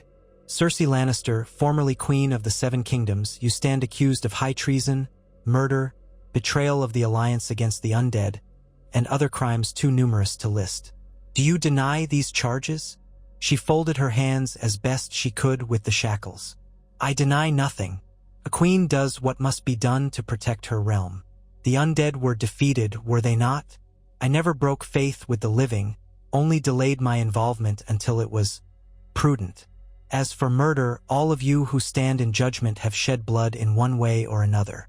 I am no more guilty than your Daenerys Targaryen, who burned soldiers alive and threatened this very city with dragonfire." A low rumble of anger passed through parts of the crowd, especially from those loyal to Daenerys. Jon clenched his jaw. He remembered how Cersei had pretended to promise troops for the fight against the dead, only to withhold them when the realm was at its most desperate. It had nearly doomed them all.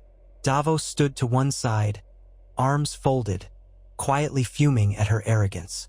Tyrion continued, "Then you do not deny your role in destroying House Tyrell, setting wildfire on your own people, or imprisoning and executing lords and ladies without trial?"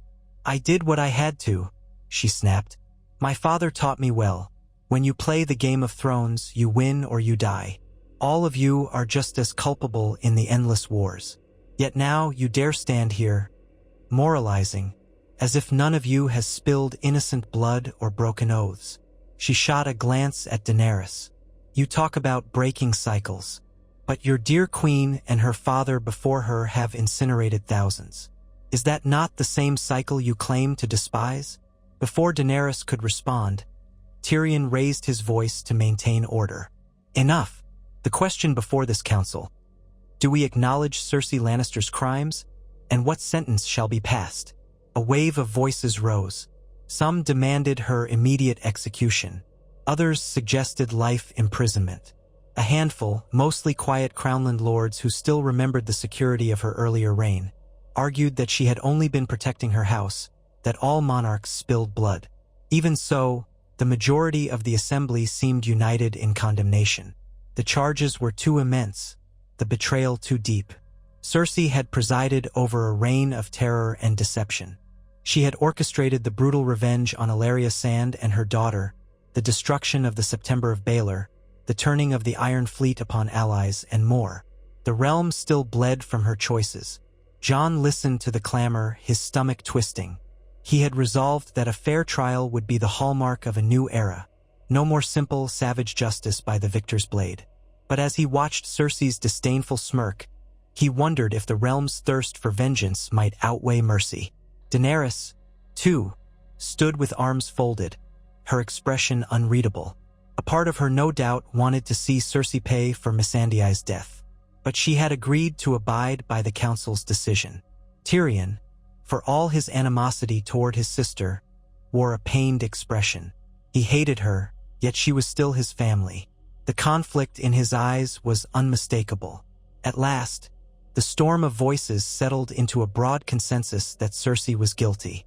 The question of the sentence remained. Some lords demanded her head, pointing to the devastation she had caused. Others argued that she was pregnant, that the child should not pay for the mother's crimes. Daenerys, stepping forward, spoke quietly but firmly. "Let her bear the child and then pass sentence if that is your will. There is no reason to harm an innocent life." This evoked murmured agreement from those who still believed in some measure of compassion. But would they lock her in a cell for years? Would they let her raise the child, free to sow fresh discord? Amid the debate, Cersei observed with cold fascination. "Spare the child? How noble! You people play at mercy like a boy with a wooden sword." She touched her belly, arching a brow. "Your realm is built on hypocrisy. Kill me if you must. I regret none of what I've done. Everything was for my children, and for the power we deserved." Tyrion felt the eyes of the assembly shift to him, wondering if he would defend her. He licked his lips, choosing his words with care. "She is my sister. We have hated and loved each other in equal measure over a lifetime. But her crimes are unpardonable. The realm must have justice. Yet, if we truly are forging a new future, let it be one founded on something more than raw vengeance." He glanced at Jon, then Daenerys. "If it pleases the council, I propose that Cersei be kept in confinement until she delivers the child. Afterward, she can stand final sentencing for her crimes. The child, if it lives, can be fostered outside the capital, free from the stain of its mother's name. Let the child's father, whoever that may be, make a claim if he wishes. But no child deserves the noose for the mother's guilt. A flicker of sadness crossed his face as he imagined the unborn child's uncertain future. An outcry began, but Jon stepped in. I agree. The realm must move past simple bloodlust. If we are to be better than those who burned and slaughtered at will, let us do this. Hold her in a secure place under guard until the child is born. Then we convene again, or the new ruler decides her fate. By then, this council will have chosen our path forward. One of the Storm Lords, a tall man with a heavy beard, rose. A merciful suggestion, but can you truly keep her contained without risk of escape or rallying loyalists? Daenerys inclined her head. The Red Keep is more secure than it ever was under her reign. If the new king or queen so commands, it can be done. Many lords, even those who despised Cersei, found themselves nodding.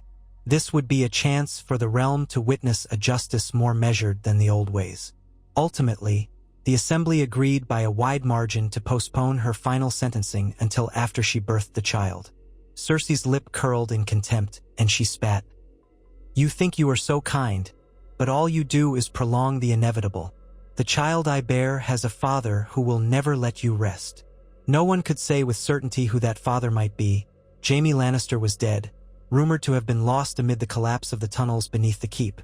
Euron Greyjoy had boasted of bedding her, though his fate was uncertain, rumored dead at sea. Perhaps another Lannister cousin was the sire. Whichever the case, her child's future hung in the balance of a realm that considered Cersei a menace. The lords paid Cersei's threat little heed. She was removed from the dragon pit, escorted back to her tower, face set in grim fury. With the immediate question of Cersei's fate settled for now, the council turned to the matter of the throne. Jon and Daenerys stood side by side, though with a careful distance between them. Tyrion, at Daenerys' urging, allowed each house to speak. One by one, lords and envoys rose to present their views. Many sang Daenerys' praises for her fight against the undead, for liberating thousands from the terror of the Lannister or the slaver chains in Essos. Others criticized her for the destruction she had wrought in battles, citing the fear that still lingered from seeing dragons swoop over city walls.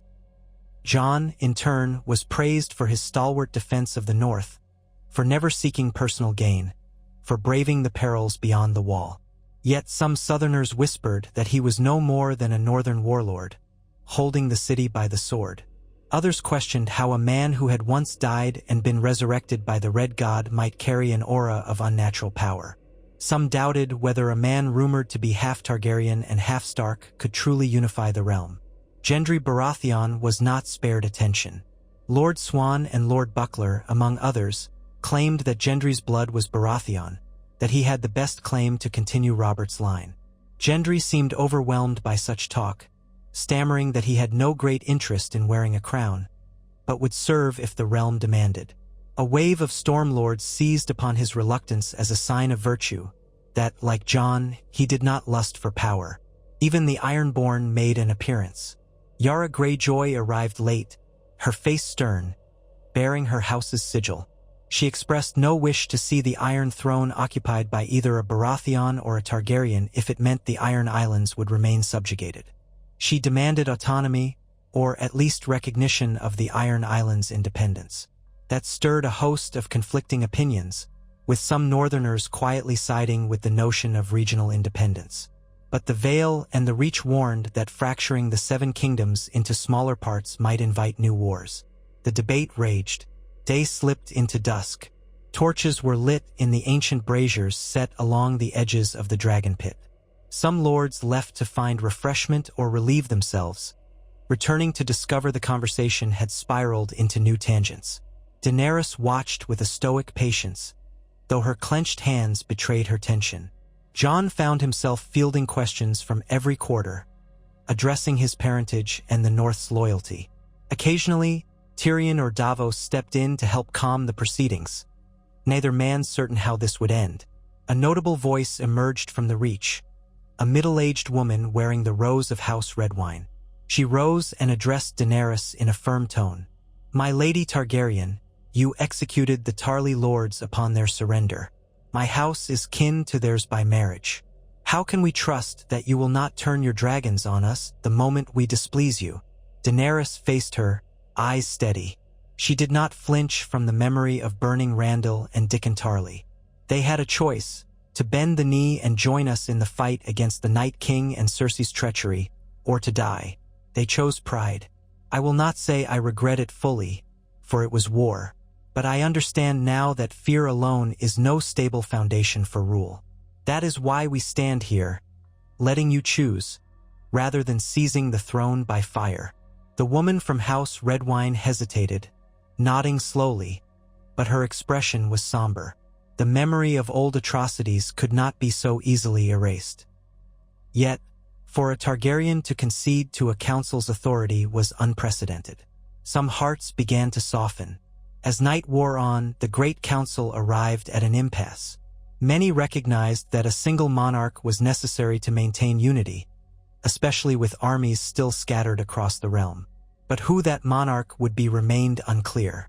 Voices clamored for Daenerys, for Jon, for Gendry, even for some arrangement of two rulers or a regency. Still others demanded that the North remain independent entirely.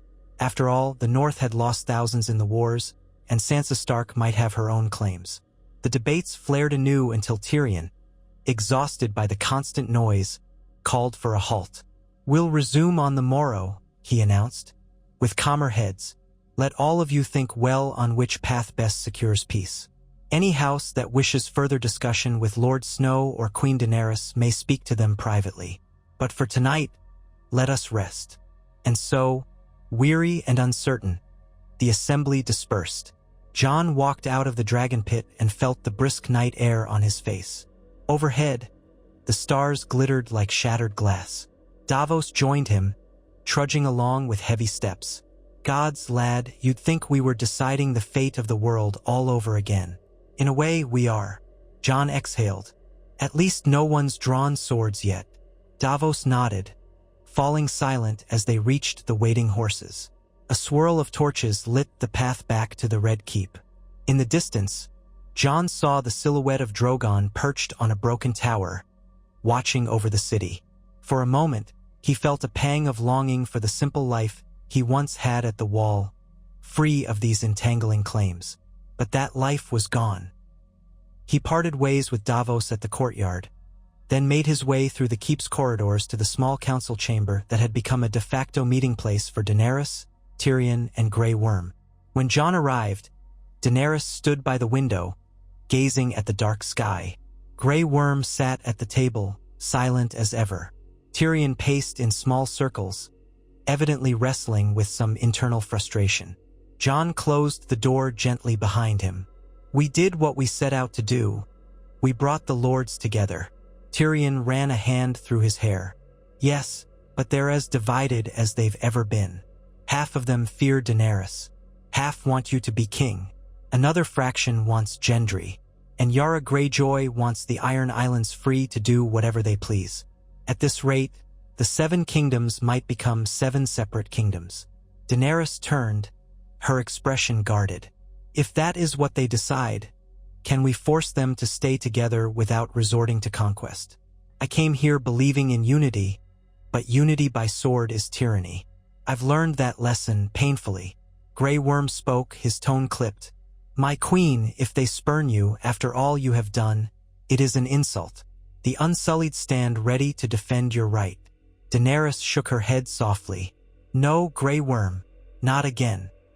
We cannot kill our way to peace." Jon stepped closer, meeting her gaze. "Whatever happens, I'll do my best to keep this from turning violent." She looked away, tension creasing her brow. "I know. The question is, how do we persuade the lords to overcome old fears and resentments?" Tyrion stopped pacing. "They trust Jon," he said carefully. "For better or worse, many see you, Daenerys, as an outsider with a storied history of fire and blood. Others see you as the rightful Targaryen queen, a liberator. But nearly all of them see Jon as a man who saved the realm, a Stark in many eyes, and also a Targaryen. If we're to unite them, the solution might lie in both of you ruling together." The words hung in the air. Jon tensed, remembering his deep affection for Daenerys from another time, before the war had driven them apart, before the secret of his parentage had come between them. He stole a glance at her. She stood very still, her eyes flicking toward him, then away. "We tried unity once," Daenerys said in a low voice. "We thought an alliance in the north would hold. It fell apart under the weight of too many secrets." Tyrion pressed on, his voice gentle but insistent. "But that was before. The realm needs both legitimacy and the promise of compassion. Jon Snow has proven he has no lust for power, which ironically makes him a compelling candidate for kingship. You have shown you are capable of leading armies and uniting people for a cause, and you carry the Targaryen name. Joined together, you might mend the realm's wounds." Jon's throat was tight. "You suggest marriage?" Tyrion shrugged. "A royal wedding has sealed alliances before. It doesn't have to be that, but it might be the surest path. Some lords will be uneasy, but many would accept the compromise. 2 Targaryens, one of northern blood, one of Valyrian blood, sharing the throne as king and queen." Silence stretched. Grey Worm's face was impassive, though his fingers tapped once on the table. Daenerys and Jon both looked at Tyrion, their expressions a tangle of memories and regrets. Finally, Daenerys spoke, her tone carefully measured. "I won't deny it has a certain logic, but we are not who we were, Tyrion." Jon swallowed. "We can't decide that lightly, and even if we did, it's not just about us, it's about whether the realm would accept it." Tyrion spread his hands in a wry gesture. "We stand at the precipice of something new, my friends. If there were ever a time to try, it is now." They let the thought simmer. Then Daenerys rubbed her temples, clearly exhausted. "We'll speak of this again. For tonight, let us rest. The council reconvenes tomorrow. We'll see which way the winds blow." Jon nodded. "Agreed." He bowed his head in a polite farewell and slipped out. Inside, his mind churned. The idea of sharing the throne with Daenerys, of forging a new Targaryen Stark line, was daunting and full of complications. He still bore guilt over the destruction that had transpired when last they were allied, and the realm might not easily forget. Yet if it could truly bring peace. He did not sleep well that night, plagued by dreams of dragons circling overhead and ghosts walking the corridors of the keep. Each time he closed his eyes, he heard the roars of the dead, the wails of the living, the rumble of falling stone. Morning came too soon. The second day of the Great Council dawned crisp and bright, the sky a pale blue that promised no storms, at least in the weather. In the dragon pit, the lords gathered once more, bracing themselves for new rounds of debate. Tyrion called the meeting to order, reminding everyone that the trial of Cersei was postponed. The matter at hand was the throne.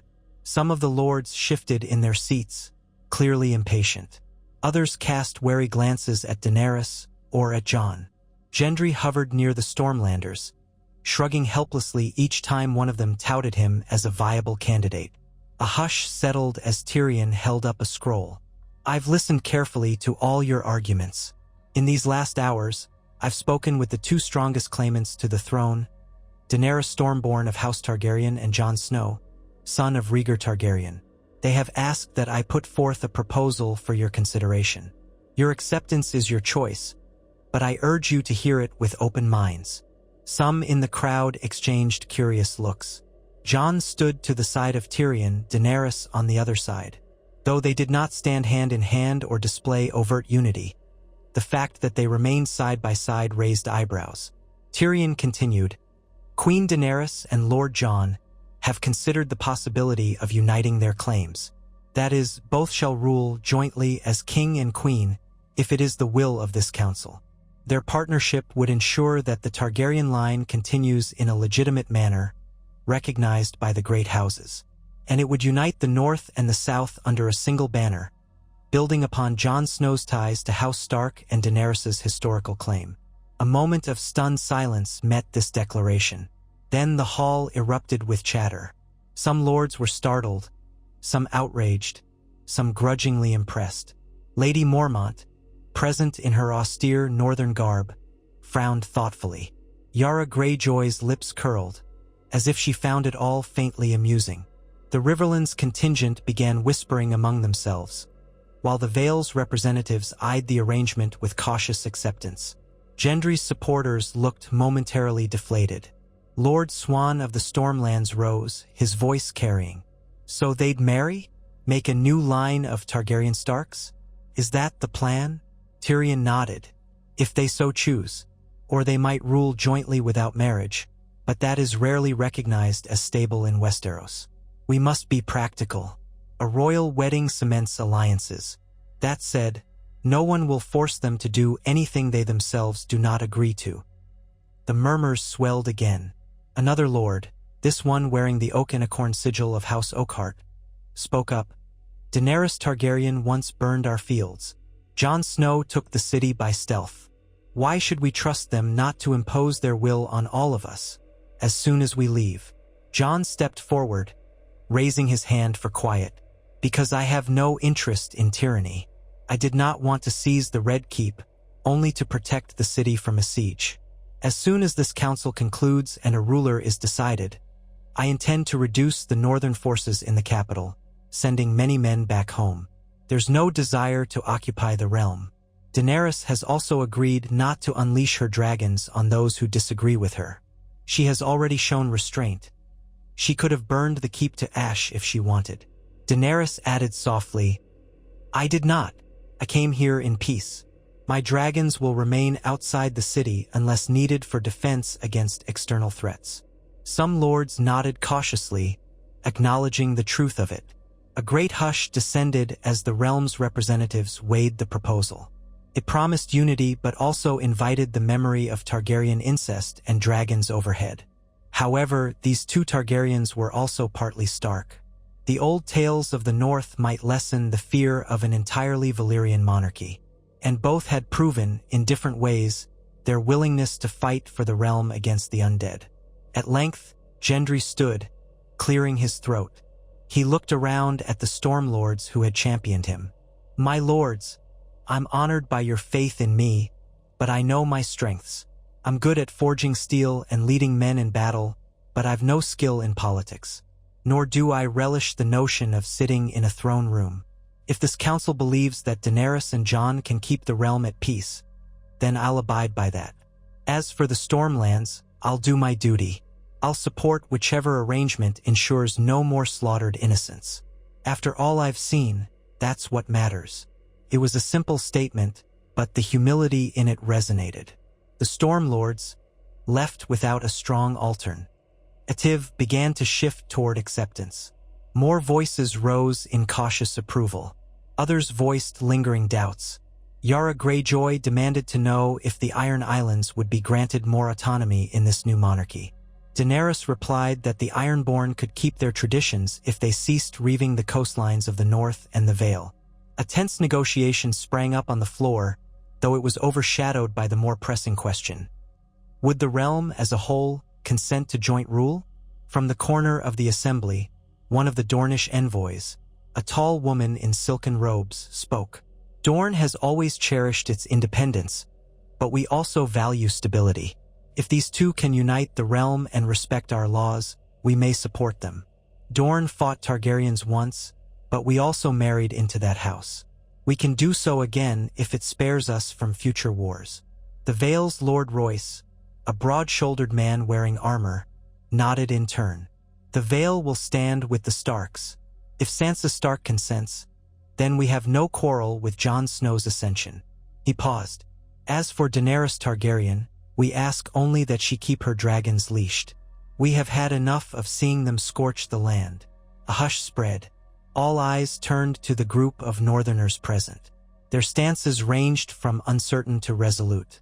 Lady Mormont lifted her chin, her fierce eyes scanning the hall. The North remembers how often we have been betrayed by the Iron Throne, how many times we've bled for wars started in the South. We named Jon Snow king in the North because we trust him. But if he believes the best way to protect the North is to share the throne with Daenerys Targaryen, and if Daenerys will respect Northern traditions and allow us some measure of self-governance, then perhaps that is the path forward.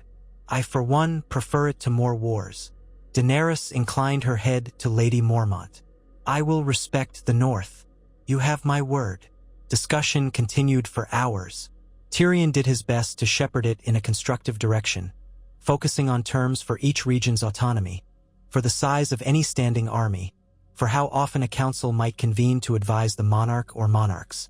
It was chaotic and draining, but by midday, a broad consensus began to emerge. Daenerys and Jon, together, offered a chance at unity, one that balanced the fear of unchecked dragons with the trust many placed in Jon Snow. Even the Crownland houses, once loyal to the Lannisters, saw an advantage in supporting a stable new regime rather than risking vengeance from either side. Soon, only a few holdouts remained unconvinced. It was then that Daenerys herself took a step that cemented the moment. She removed the black and red cloak from her shoulders, folding it neatly, and set it aside. Lifting her head, she addressed the assembly in a voice that carried to every corner of the dragon pit. "My lords, I came to Westeros believing the throne was mine by birthright. I still believe that. But I have also witnessed the cost of that belief, how clinging too tightly to a crown can turn hope into ashes. I do not want to see more innocents suffer. Jon Snow has proved he shares that conviction. If you would place your trust in us, I vow we will not betray it. And if one day the realm has reason to doubt us, let there be a mechanism by which you may call us to account. A council that meets regularly. A body of representatives from every region. We do not want to repeat the mistakes of our forefathers." Gasps and murmurs rose. It was one thing to talk about a great council as a one-time event. It was another for Daenerys to propose a permanent advisory council, something akin to a parliament of lords. It was a step away from absolute monarchy. The realm had never seen its like, but in that moment the crowd sensed a shift in the very foundation of power. Jon stepped forward next. He spoke plainly, his voice tired but resolute. "I never wanted a crown. I still do not. But if my stepping into that role alongside Daenerys can bring peace, then I'll do it. I pledge that the North will remain part of the realm, on condition we are heard, our traditions respected, and our people protected. I will bend the knee only if Daenerys and I share that knee in service to the realm. Because that is who a ruler must serve, the people, not their own ambition." The silence that followed was electric. Lords turned to one another, weighing their options. Some looked relieved, others deeply uncertain. Yet the alternative was a return to fractious conflict or anointing a single monarch with an unstoppable dragon at their beck and call. The push for a compromise monarchy, shared rule, oversight by a permanent council, felt like an extraordinary gamble. But extraordinary times often begot extraordinary solutions. At last, the head of House Tarly, an aging cousin to the late Randall, stood. Though he harbored anger toward Daenerys for the deaths in his family line, the mood of the gathering had shifted so significantly that he could only bow his head in resignation. "The Reach has suffered enough. We accept this arrangement, provided the new crown invests in rebuilding our farmland and does not impose punitive measures." Daenerys nodded, acknowledging the man. Then others rose: House Redwine, House Oakhart, House Swan, House Royce, House Manderley, each in turn, offering conditional support. The Ironborn demanded a special charter that allowed them limited autonomy at sea, to which Daenerys, after consultation with Jon, begrudgingly agreed on the condition that they cease raids upon their fellow Westerosi. Dorne requested formal recognition of its historical right to self-govern in many aspects of law. Daenerys assented, provided it pledged men to the realm's defense when needed. By late afternoon, it was done. The Great Council, by near-unanimous agreement, proclaimed Daenerys Targaryen and Jon Targaryen Stark as joint rulers, king and queen of the Seven Kingdoms. A cheer, or at least a collective murmur of assent, rose from the majority, while the rest looked on warily, resigned or cautiously hopeful. Tyrion declared the meeting concluded, and the realm set to the task of finalizing the details. The formation of a new small council, the calls for fealty, the promises of seats for each region. Jon and Daenerys stood in the center of the dragon pit, absorbing the enormity of what had just transpired. She turned to him, her eyes glassy with unshed tears. "We've done it. Or begun it, at least." Jon nodded. "Aye, there's a long road ahead. But at least we're not walking it alone." They shared a look charged with memory. Of alliances, love, betrayal, heartbreak. The old wounds were not healed in an instant, but perhaps in this new future, they might find a way to reconcile. For the sake of the realm, if not themselves. Within days, preparations began for a formal coronation, something to legitimize the new monarchy in the eyes of the common folk. Jon insisted on modest pageantry. Daenerys conceded that the realm was in no mood for lavish festivals after so much bloodshed. Even so, a date was set to take place in the Red Keep's throne room, with representatives from every region invited to witness. Messages were sent to Sansa in Winterfell, though whether she would attend remained uncertain. Meanwhile, Cersei languished in her tower. Under increased guard, she was not permitted visitors except for a maester who examined her pregnancy. Tyrion, after the council, found the courage to see her one last time. He stood in the dimly lit chamber, the dust motes dancing in a shaft of light from the narrow window. She regarded him with cool contempt. "Come to gloat, little brother?" He shook his head. "No, there's nothing to gloat about. You're here, and the realm moves on without you." She gave a brittle laugh. "It always does, doesn't it?" He studied her belly. She was heavily pregnant, a quiet reminder that life still formed even in this cell. His voice was soft. "I pleaded for mercy on your behalf, if only so the child might have a chance. Be grateful for that." Her lip curled. "Grateful? You think I can feel gratitude for anything you've done?" Tyrion swallowed, perhaps hoping for a shred of humanity. "We could have ended you that day in the throne room." Jon wanted a fair trial. Daenerys agreed to let the council decide. "It's more mercy than you ever gave." She lowered her gaze. "Then why are you here now?" He looked at her, feeling the weight of their family's tragic history. To say goodbye, to say, "I'm sorry it ended like this."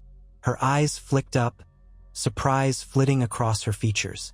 For a heartbeat, something raw and vulnerable seemed to flicker in her expression. Grief for Jaime, for their children, for all that was lost. But it vanished as quickly as it came. She set her jaw, turning away to the window. "I'm tired, Tyrion. Leave me."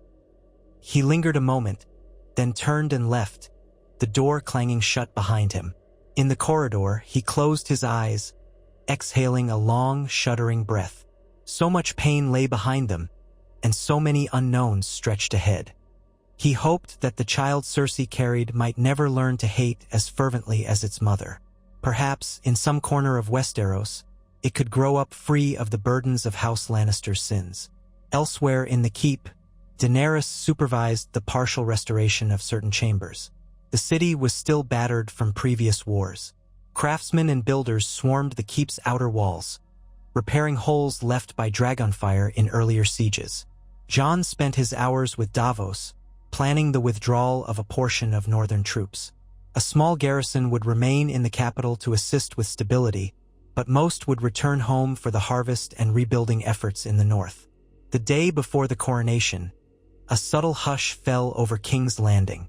Rumors had circulated that the new king and queen would be crowned not with the same gold circlet that Cersei once wore, but with crowns forged anew, symbols of a fresh start. The small folk, gathered in the squares and markets, whispered of dragons and wolves ruling side by side. Some were hopeful, some merely cautious.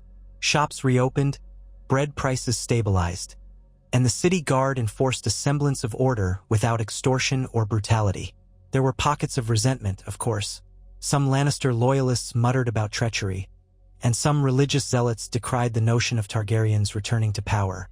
But overall, the city did not erupt into violence, and that alone felt like a small miracle. When dawn came on the morning of the coronation, a quiet excitement rippled through the streets. In the Red Keep, tailors fussed over Daenerys' attire. A silver-white gown with subtle red accents, echoing her house colors but refraining from the bold, militaristic black she once wore. Jon stood in a separate chamber, fumbling with a dark tunic embroidered with a single stark direwolf on one side and the three-headed dragon on the other. He couldn't help but feel every bit the bastard who never fit at formal ceremonies. Davos assisted him, tugging the tunic straight with an encouraging nod. "You've seen worse, lad," Davos teased gently. Stand tall. It'll soon be over. Jon huffed a small laugh. So they say. Bells tolled across the city. Lords and ladies, knights and courtiers, filed into the throne room. Torches and candles glowed in the high windows, fresh rushes strewn on the floor. The Iron Throne, that monstrous seat of fused blades, still occupied the dais. Yet behind it hung new banners, one depicting a wolf's head, the other a dragon. The symbolism was not lost on anyone. Daenerys entered first, escorted by Grey Worm. She ascended the dais and turned to face the throng. Jon followed a moment later, flanked by Davos. He took his place beside her. A hush fell, broken only by the distant echo of bells. Tyrion stepped forward, holding 2 crowns on a pillow, one a slender band of Valyrian steel decorated with small rubies and moonstones, the other a simpler circlet that bore both a direwolf and a dragon motif. The room felt charged with expectation. Tyrion cleared his throat, addressing the assembly. My lords, my ladies, good people of Westeros, today we bear witness to the coronation of Daenerys Targaryen and Jon Targaryen Stark, as chosen by this great council to lead the realm. He turned to Daenerys, presenting the first crown. Daenerys Stormborn of the House Targaryen, do you swear by the old gods and the new to protect the 7 kingdoms and uphold the laws agreed upon by this council? She looked out over the gathered crowd, voice steady as she responded, I swear it. Tyrion placed the crown gently on her head. It glimmered in the candlelight, and for a moment, an intake of breath rippled through the watchers. Here stood a Targaryen queen once again, yet the mood was different from when Cersei had seized power. Daenerys's eyes shone not with triumph but with a quiet resolve. Next, Tyrion took the second crown. Turning to Jon, he said, Jon Targaryen Stark, born of Rhaegar Targaryen and Lyanna Stark, do you swear by the old gods and the new to protect the 7 kingdoms and uphold the laws agreed upon by this council? Jon swallowed, heart hammering in his chest. The memory of his father, or the man he had thought was his father, Ned Stark, flashed in his mind. I swear it. Tyrion set the crown on Jon's head. It felt alien, a weight heavier than any helm he had worn in battle. He raised his gaze, meeting Daenerys's eyes. She gave him a faint smile, one that held 1,000 unspoken memories. Together, they turned to face the crowd. The hall erupted in applause, albeit mixed with some uncertain muttering. Nevertheless, it was done. Westeros had its king and queen. Trumpets sounded from the courtyard, and the bells rang louder over the city. Tyrion proclaimed, Long may they reign. Some took up the cry, repeating the words, while others looked on with more caution. But there was no open dissent in that moment. In the following hours, a reception of sorts began in the keep's courtyard. Tables had been laid with simple fare, meats, bread, and wine. Few had the appetite for extravagance, but there was a sense of relief in the air. No more armies clashing, no more frantic scramble for the throne. Children danced in corners, free from the fear of immediate war. Some watched wide-eyed as Drogon soared overhead, letting out a deep roar, but no fire scorched the city below. Grey Worm and the Unsullied stood vigil, while northern soldiers mingled carefully among the throng, as if learning to trust these new southern allies. Jon spent much of the time greeting lords and knights who approached to pay respects or offer counsel. Daenerys, too, received them, though more than once Jon noticed her drifting away from the crowd, as if needing a moment's solitude. He found her eventually, standing near a balcony that overlooked the city. She gazed out at the sprawl of King's Landing, its rooftops shimmering in the late afternoon sun. You all right? Jon asked softly, approaching. She glanced at him, a small, tired smile on her lips. I was just thinking about the last time I stood on a balcony here, when the city was still under Cersei's rule. I felt certain I would have to burn it all to get what was mine. Now I stand here, crowned queen, but not by fire and blood. By a council's will. She took a breath. It's different. He nodded. Better, I hope. She let out a soft laugh. Yes, better. I still have much to atone for. We both do in our ways. But maybe the realm can heal. He followed her gaze out to the horizon. The real work starts now. Rebuilding, ensuring the lords abide by the council's new rules, dealing with the inevitable challenges. But at least we're not facing it alone. She turned to him. The golden light played on her silver hair, illuminating the new crown she wore. So it seems, will we be able to do this, Jon? Rule together without fracturing? I don't know, he admitted, but we have to try. The coming weeks saw the first steps of that attempt. A new small council was formed, with Tyrion as hand of the king and queen. Davos took a seat as master of ships. A surviving maester from the Citadel was appointed Grand Maester. Varys was gone, and so the role of Master of Whispers remained vacant, though rumors said a new candidate might emerge. Bronn, that irreverent sellsword, showed up demanding the castle he'd been promised, and Tyrion, exasperated, eventually brokered an arrangement with House Tyrell's successor to grant him lands in the Reach, enough to keep him out of trouble. Grey Worm wanted no official seat on the council, but maintained command of the Unsullied and served as the city's master of war, ready to defend the crown if needed. He remained uneasy around so many who had once fought against Daenerys, but he kept his word to maintain the peace. Yara Greyjoy returned to the Iron Islands after extracting a promise of more autonomy, while the Dornish envoy lingered, forging new trade agreements. The Stormlands reaffirmed loyalty under Gendry's stewardship. The Vale withdrew most of its troops, content to see the city stable again. The North was the last to confirm its acceptance. Sansa sent word that she recognized Jon's new position, though she requested a formal meeting to discuss the degree of northern independence. Jon did not refuse. He knew he would need to make that journey eventually, or invite Sansa south so they could speak face to face. The child inside Cersei continued to grow, the maesters keeping a wary watch. She remained in captivity, cut off from the shaping of the realm she once ruled. Some whispered that after giving birth, she would face a final judgment. Others wondered if the new monarchs might show her clemency. Few believed that Cersei, fierce as she was, would quietly fade away without one last, desperate attempt at revenge. For the moment, however, the city breathed in uneasy relief. There was no hail of wildfire or flight of arrows. The common folk grew bolder, returning to markets in droves. Street performers emerged again, inns filled with travelers who wanted to see if the new king and queen were truly as different as rumored. At the Red Keep's gates, northern guards stood beside Unsullied, and though they rarely conversed, they found a wary respect for one another. In private, Jon and Daenerys met more frequently to deliberate the realm's issues. Sometimes they clashed, disagreeing about how to handle rebellious lords or what demands to place on the crownland's taxes. But they talked it through, neither imposing their will by force. Tyrion, often exasperated, declared that no monarchy in Westeros had ever functioned like this, but perhaps that was the point. Days stretched to weeks and a new normal took root. It wasn't perfect. The aftermath of war lingered, famine still haunted some outer regions, and occasional uprisings had to be quelled by loyal knights.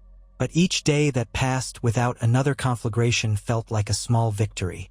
The Great Council had delivered a pair of rulers to the throne, and so far, they governed without setting the city aflame. Jon Snow, who wore the name Targaryen Stark with unease, spent many hours on the battlements overlooking the city, as he once had in Winterfell, scanning the horizon for threats only he could sense.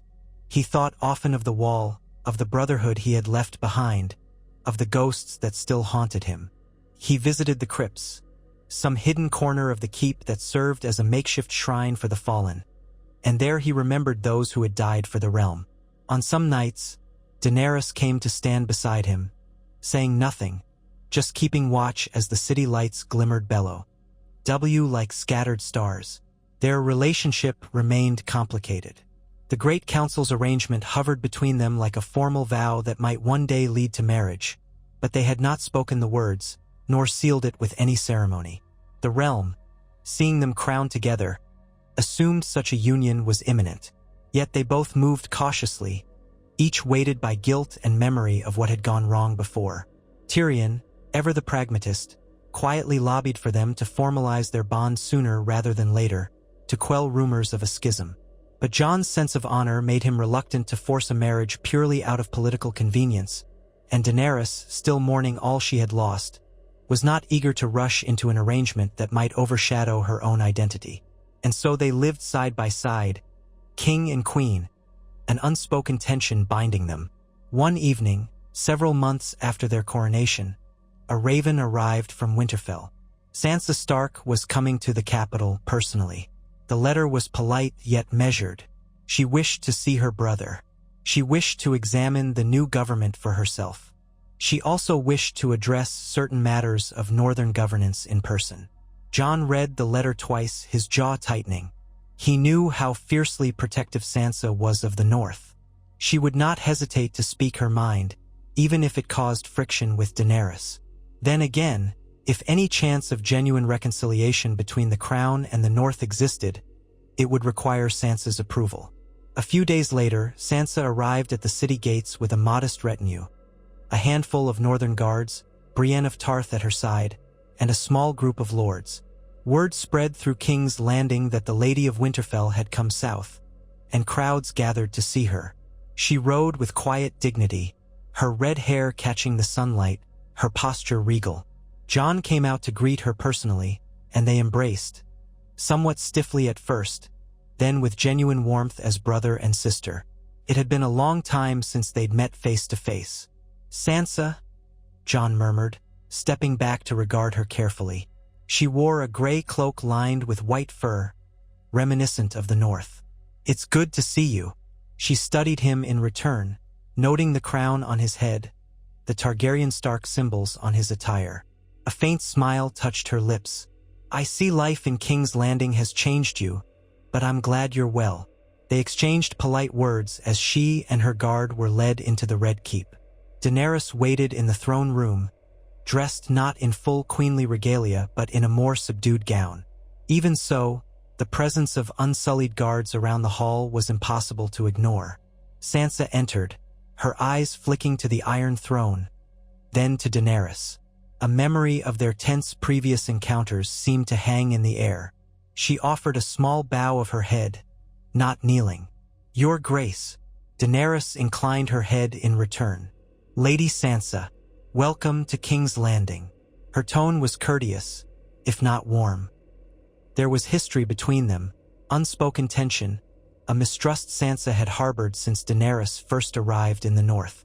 Yet the reality of their new positions demanded civility. Jon came to stand beside Daenerys, bridging the distance. "Sansa, you've had a long journey. We've prepared chambers for you and your men. We can speak about northern matters once you've rested." She nodded, glancing at Daenerys. "Thank you. I would like that." In the days that followed, Sansa observed the workings of the new government. She attended a small council session, quiet but sharp-eyed as Tyrion and Davos discussed trade routes, the reconstruction of farmland near the Blackwater, and a potential threat of raiders from the Stepstones. Sansa saw how Daenerys handled disputes among lords, occasionally deferring to Jon's calmer approach, occasionally asserting her authority when necessary. She also saw that the city was far more stable than it had been under Cersei. Though not all the people loved their new monarchs, they feared them far less than they had once feared the Lannisters. Hunger was being addressed, trade was tentatively picking up, and the gold cloaks functioned more professionally under new leadership. It was not utopia, but it was a step away from tyranny. One afternoon, Sansa found a moment alone with Daenerys in one of the keep's gardens, an overgrown patch of greenery near a crumbling wall. They stood awkwardly at first, the birds chirping overhead. Finally, Sansa spoke. "The North remembers everything we have endured from southern rulers. Jon is the only reason I'm here, to see if this arrangement can truly serve all the realms."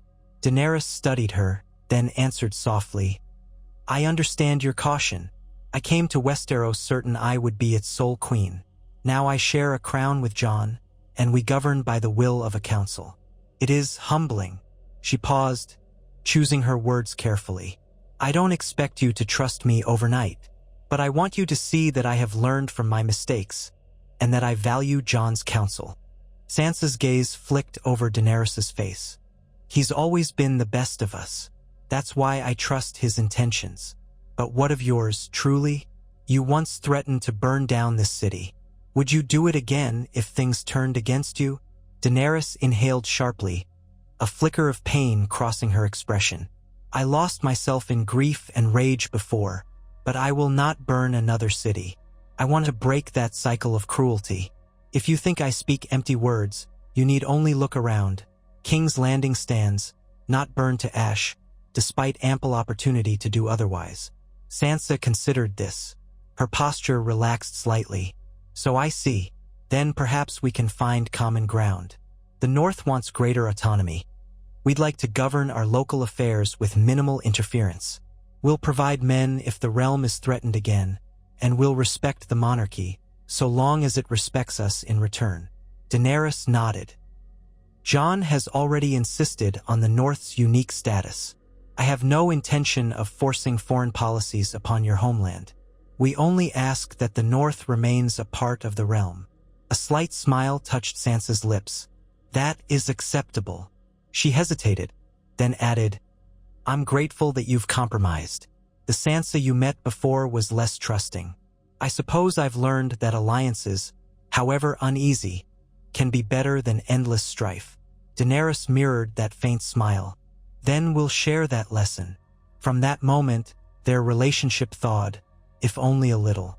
They might never be close friends, but they came to a mutual respect. Sansa continued her observations and eventually offered her formal approval of the new monarchy, so long as the North's rights were kept. Jon and Daenerys, for their part, recognized that forging alliances meant real concessions. With Sansa's arrival, the final piece of the puzzle fell into place. The North was officially part of the realm under the Targaryen Stark monarchy, with certain assurances of self-governance. As the months turned into a year, King's Landing slowly stabilized. Roads were cleared of bandits, trade caravans resumed traffic between the Crownlands and the Reach, and the war-weary smallfolk began to rebuild. Cersei's child was born, a girl, quiet and surprisingly healthy. Cersei named her Riella, in what might have been a twisted mockery of the Targaryen legacy, or perhaps some last spiteful barb. The child was placed in the care of wet nurses, while Cersei awaited her final sentencing. Many expected the new monarchy to order her execution once the child no longer depended on her. Others wondered if mercy might prevail. Cersei herself remained icy, rarely speaking. When the day of sentencing finally arrived, the Great Council reconvened in smaller form, principal lords or their delegates. Jon and Daenerys presided. Cersei was brought forth, looking thinner and wearier, but her eyes still glinted with hatred. She cradled the infant in her arms. A hush fell as Tyrion read the charges once more, reminding the assembly that it had voted to hold her until after the birth. Now the question of punishment could no longer be delayed. Cersei sat in a simple chair, the child cooing softly. She lifted her gaze to the dais, where Jon and Daenerys sat side by side. Tell me, she said, voice hoarse, what new brand of mercy do you have in store? An execution in the yard? Poison in my cup? Daenerys locked eyes with her. Your crimes are clear, your guilt undeniable. The usual penalty for treason is death. But we wish to show the realm we are not tyrants. Cersei let out a hollow laugh. How noble. You want to show them that you're better than me, while you hold the sword. Jon leaned forward, voice firm. We will not put your child to death. Riella, he paused at the name, will be fostered somewhere safe, away from your influence. As for you, the council has decided on exile. You will be transported under guard to Essos, with no means to return. You are never to step foot on Westerosi soil again. Should you try, your life is forfeit. Shock rippled through the assembly. It was a rare punishment, and some had expected a beheading. Sansa, Lady Mormont, and a number of others wore grim expressions. Exile might feel too lenient for all Cersei had done. But Jon and Daenerys had concluded that it was a better precedent to banish a tyrant than to add another brutal execution to the cycle of vengeance. The child, too, would be free from Cersei's manipulations, raised by a neutral family in the Stormlands or the Reach. Even Tyrion, who had once favored a swift end, seemed quietly relieved by this solution. It was, at least, a final break from the endless bloodshed that had defined the Lannisters' hold on power. Cersei said nothing for a long time. Her face grew pale, her jaw clenched. Finally, she sneered, "You think exile is a kindness? You strip me of my child, my throne, my lands, and send me away with nothing." Her voice cracked. "Then so be it. You will regret not killing me outright." Daenerys' eyes flashed. "If you ever step on Westerosi shores again, you will be executed.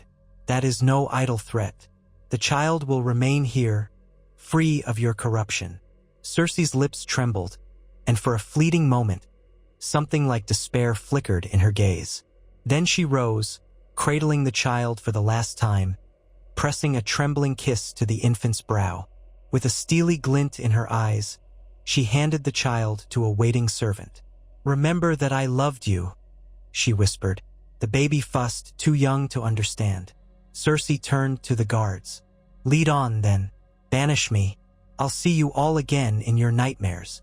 Under heavy guard, she was taken from the throne room and eventually placed on a ship bound for Essos. The realm watched her go, uncertain if they had witnessed justice or a precarious show of mercy. Yet as the sails vanished on the horizon, it was clear that the old era of Lannister rule had ended. In the months that followed, the memory of Cersei Lannister faded from the daily concerns of King's Landing. Jon and Daenerys focused on reconstructing roads, supporting lords whose lands were ravaged by war, and ensuring a fair code of laws that took shape under the watchful eye of the new council. Drogon flew overhead from time to time, patrolling the skies, but without scorching the fields below.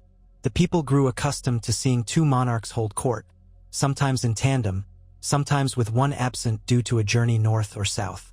It was a novel arrangement, full of potential pitfalls, yet it seemed to hold so long as Jon and Daenerys cooperated. In private, the king and queen remained somewhat formal, each carrying the burdens of the past. But slowly, as they worked together and overcame crises, bandits near Rosby, a resurgence of the bloody mummers in the Riverlands, a potential Ironborn raid that was thwarted by Yara's intervention, they developed a stronger understanding. Late-night council sessions sometimes ended with them sharing a glass of wine in the keep's gardens, speaking quietly about the future. On rare occasions, they allowed themselves a moment of genuine closeness, recalling the affection they once had. Bit by bit, the walls between them began to lower. Eventually, a day came when the realm looked not to the past wars but forward to the next harvest. To new trade with Essos, Daenerys had old contacts there, and to the marriages of lesser lords forging new alliances. The wounds were still visible. Plenty of broken families, burned fields, and the living memory of monstrous wars. But the cycle of immediate vengeance had been halted, replaced by a cautious optimism that Westeros might finally find a sustained peace. Daenerys' dragons, Drogon alone now with Rhaegal and Viserion both lost, stood as a reminder that the monarchy held power to protect the realm from external threats, but that power would be used sparingly. Jon's northern heritage reassured many who had feared a purely Targaryen tyranny. Sansa's uneasy alliance with Daenerys kept the north content enough to remain in the fold. Looking out from the walls of the Red Keep one evening, Jon contemplated how far they had come since he first stood at these battlements, the dawn after slipping his men into the city and taking Cersei by surprise. That bold, desperate act had changed the course of history. In that moment, all he had wanted was to prevent another wave of senseless death. He could never have imagined it would lead to him wearing a crown, standing beside Daenerys Targaryen, forging a monarchy bound by the will of the lords. He felt a quiet pride in the realm's survival, tempered by the memory of all who had perished to bring it to this point. He sensed Daenerys approaching before he saw her. She joined him at the battlements, her cloak softly brushing the stone. They stood in companionable silence for a time, watching the lanterns flicker in the city below. Somewhere in the distance, a baby cried, and a mother's lullaby floated up in gentle notes. Life continued, forging its own small joys amidst the grand dramas of power and lineage. At last, Daenerys spoke. "We've come a long way, haven't we?" Jon nodded. "Aye. Sometimes it feels like it's been decades. Sometimes it feels like it's all happened in a single day." She gave a soft laugh. And yet here we stand, king and queen. He turned to her, noticing the soft lines of her face in the torchlight. She seemed at once stronger and more vulnerable than ever. Do you regret it? She paused. Regret? In some ways, yes. I regret the pain that brought us here, but I do not regret this chance at shaping a better world. He nodded. I feel the same.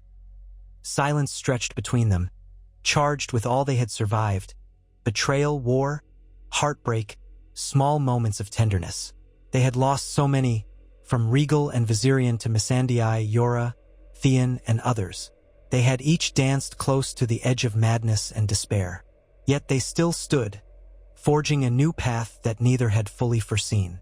Eventually, she rested her hand on the cool stone of the parapet, near his. Their fingers did not quite touch, but they were close. The wedding, she said, voice quiet. People keep asking when we will officially seal our rule. Tyrion claims it would calm the lords. Davos claims it would reassure the North. Is it truly necessary? Jon exhaled slowly. Maybe not strictly necessary, but if it helps the realm trust in our unity, then perhaps we should consider it. She studied his face, a flicker of warmth in her eyes. Do you want that, Jon? Or would you rather remain separate? He lifted his gaze, meeting hers. For a moment, the old memory of kissing her for the first time in the North, the rush of shared purpose and the weight of unknown truths, came flooding back. He could still feel the heartbreak at learning she was his aunt by blood, the moral tangle of Targaryen traditions versus northern taboos, the guilt at all that had transpired. Yet the realm had accepted them as Targaryen Stark, a lineage that bent old rules. Their bond was less about passion now, more about trust grown from adversity. Was that enough? I won't force it, he said at last. But if we truly share this throne, if the realm sees us as one, then maybe we should be one. A faint, tremulous smile curved Daenerys' lips. She reached for his hand, and this time, their fingers intertwined. The warmth of that simple contact felt like a balm for all the scars. Then let us walk that path carefully, she said softly, for the sake of the realm, and for ourselves. He squeezed her hand gently in return. Beneath them, the city slumbered, unaware of this quiet turning point in the monarchy's future. The day might come when they officially wed, forging a single, unified house that balanced the wolf and the dragon. Or they might discover that the realm's acceptance of their separate crowns was enough. Either way, they would face it together, no longer alone. And so, under the silvered moonlight, Jon Snow and Daenerys Targaryen stood on the battlements of the Red Keep, holding hands for the first time in what felt like a lifetime. Below them lay a city slowly mending from the wounds of war. Above them a sky free of the fires of dragons, at least for now. Far away, in the memories of the living, the legend of how Jon had seized the Red Keep in the darkest hour would remain a turning point, that swift, necessary stroke which ended one tyranny and prevented a monstrous siege. What followed would be the test of hearts and crowns. A realm governed by two rulers, guided by a permanent council of lords, tempered by the memory of near apocalypse. Even as new challenges loomed, disputes in distant corners, threats from beyond the seas, the people of Westeros dared to hope that, for once, they had a chance at lasting peace. The wolf and the dragon, side by side, might yet prove that the wheel of endless bloodshed could be broken, or at least slowed, allowing the Seven Kingdoms to heal and perhaps flourish once more. Under the moonlit sky, the king and queen gazed out at the realm they had sworn to protect. The future was unwritten, full of perils and possibilities. But in that moment, they allowed themselves a brief respite of calm and companionship. Daenerys squeezed Jon's hand, and he squeezed back, both comforted by the knowledge that they need not face what lay ahead alone. And in the silent hush of the night, as the capital slumbered below, a faint promise of hope glimmered, one born of sacrifice, determination, and a quiet vow that none of this hard-won peace would be squandered. For now, that was enough.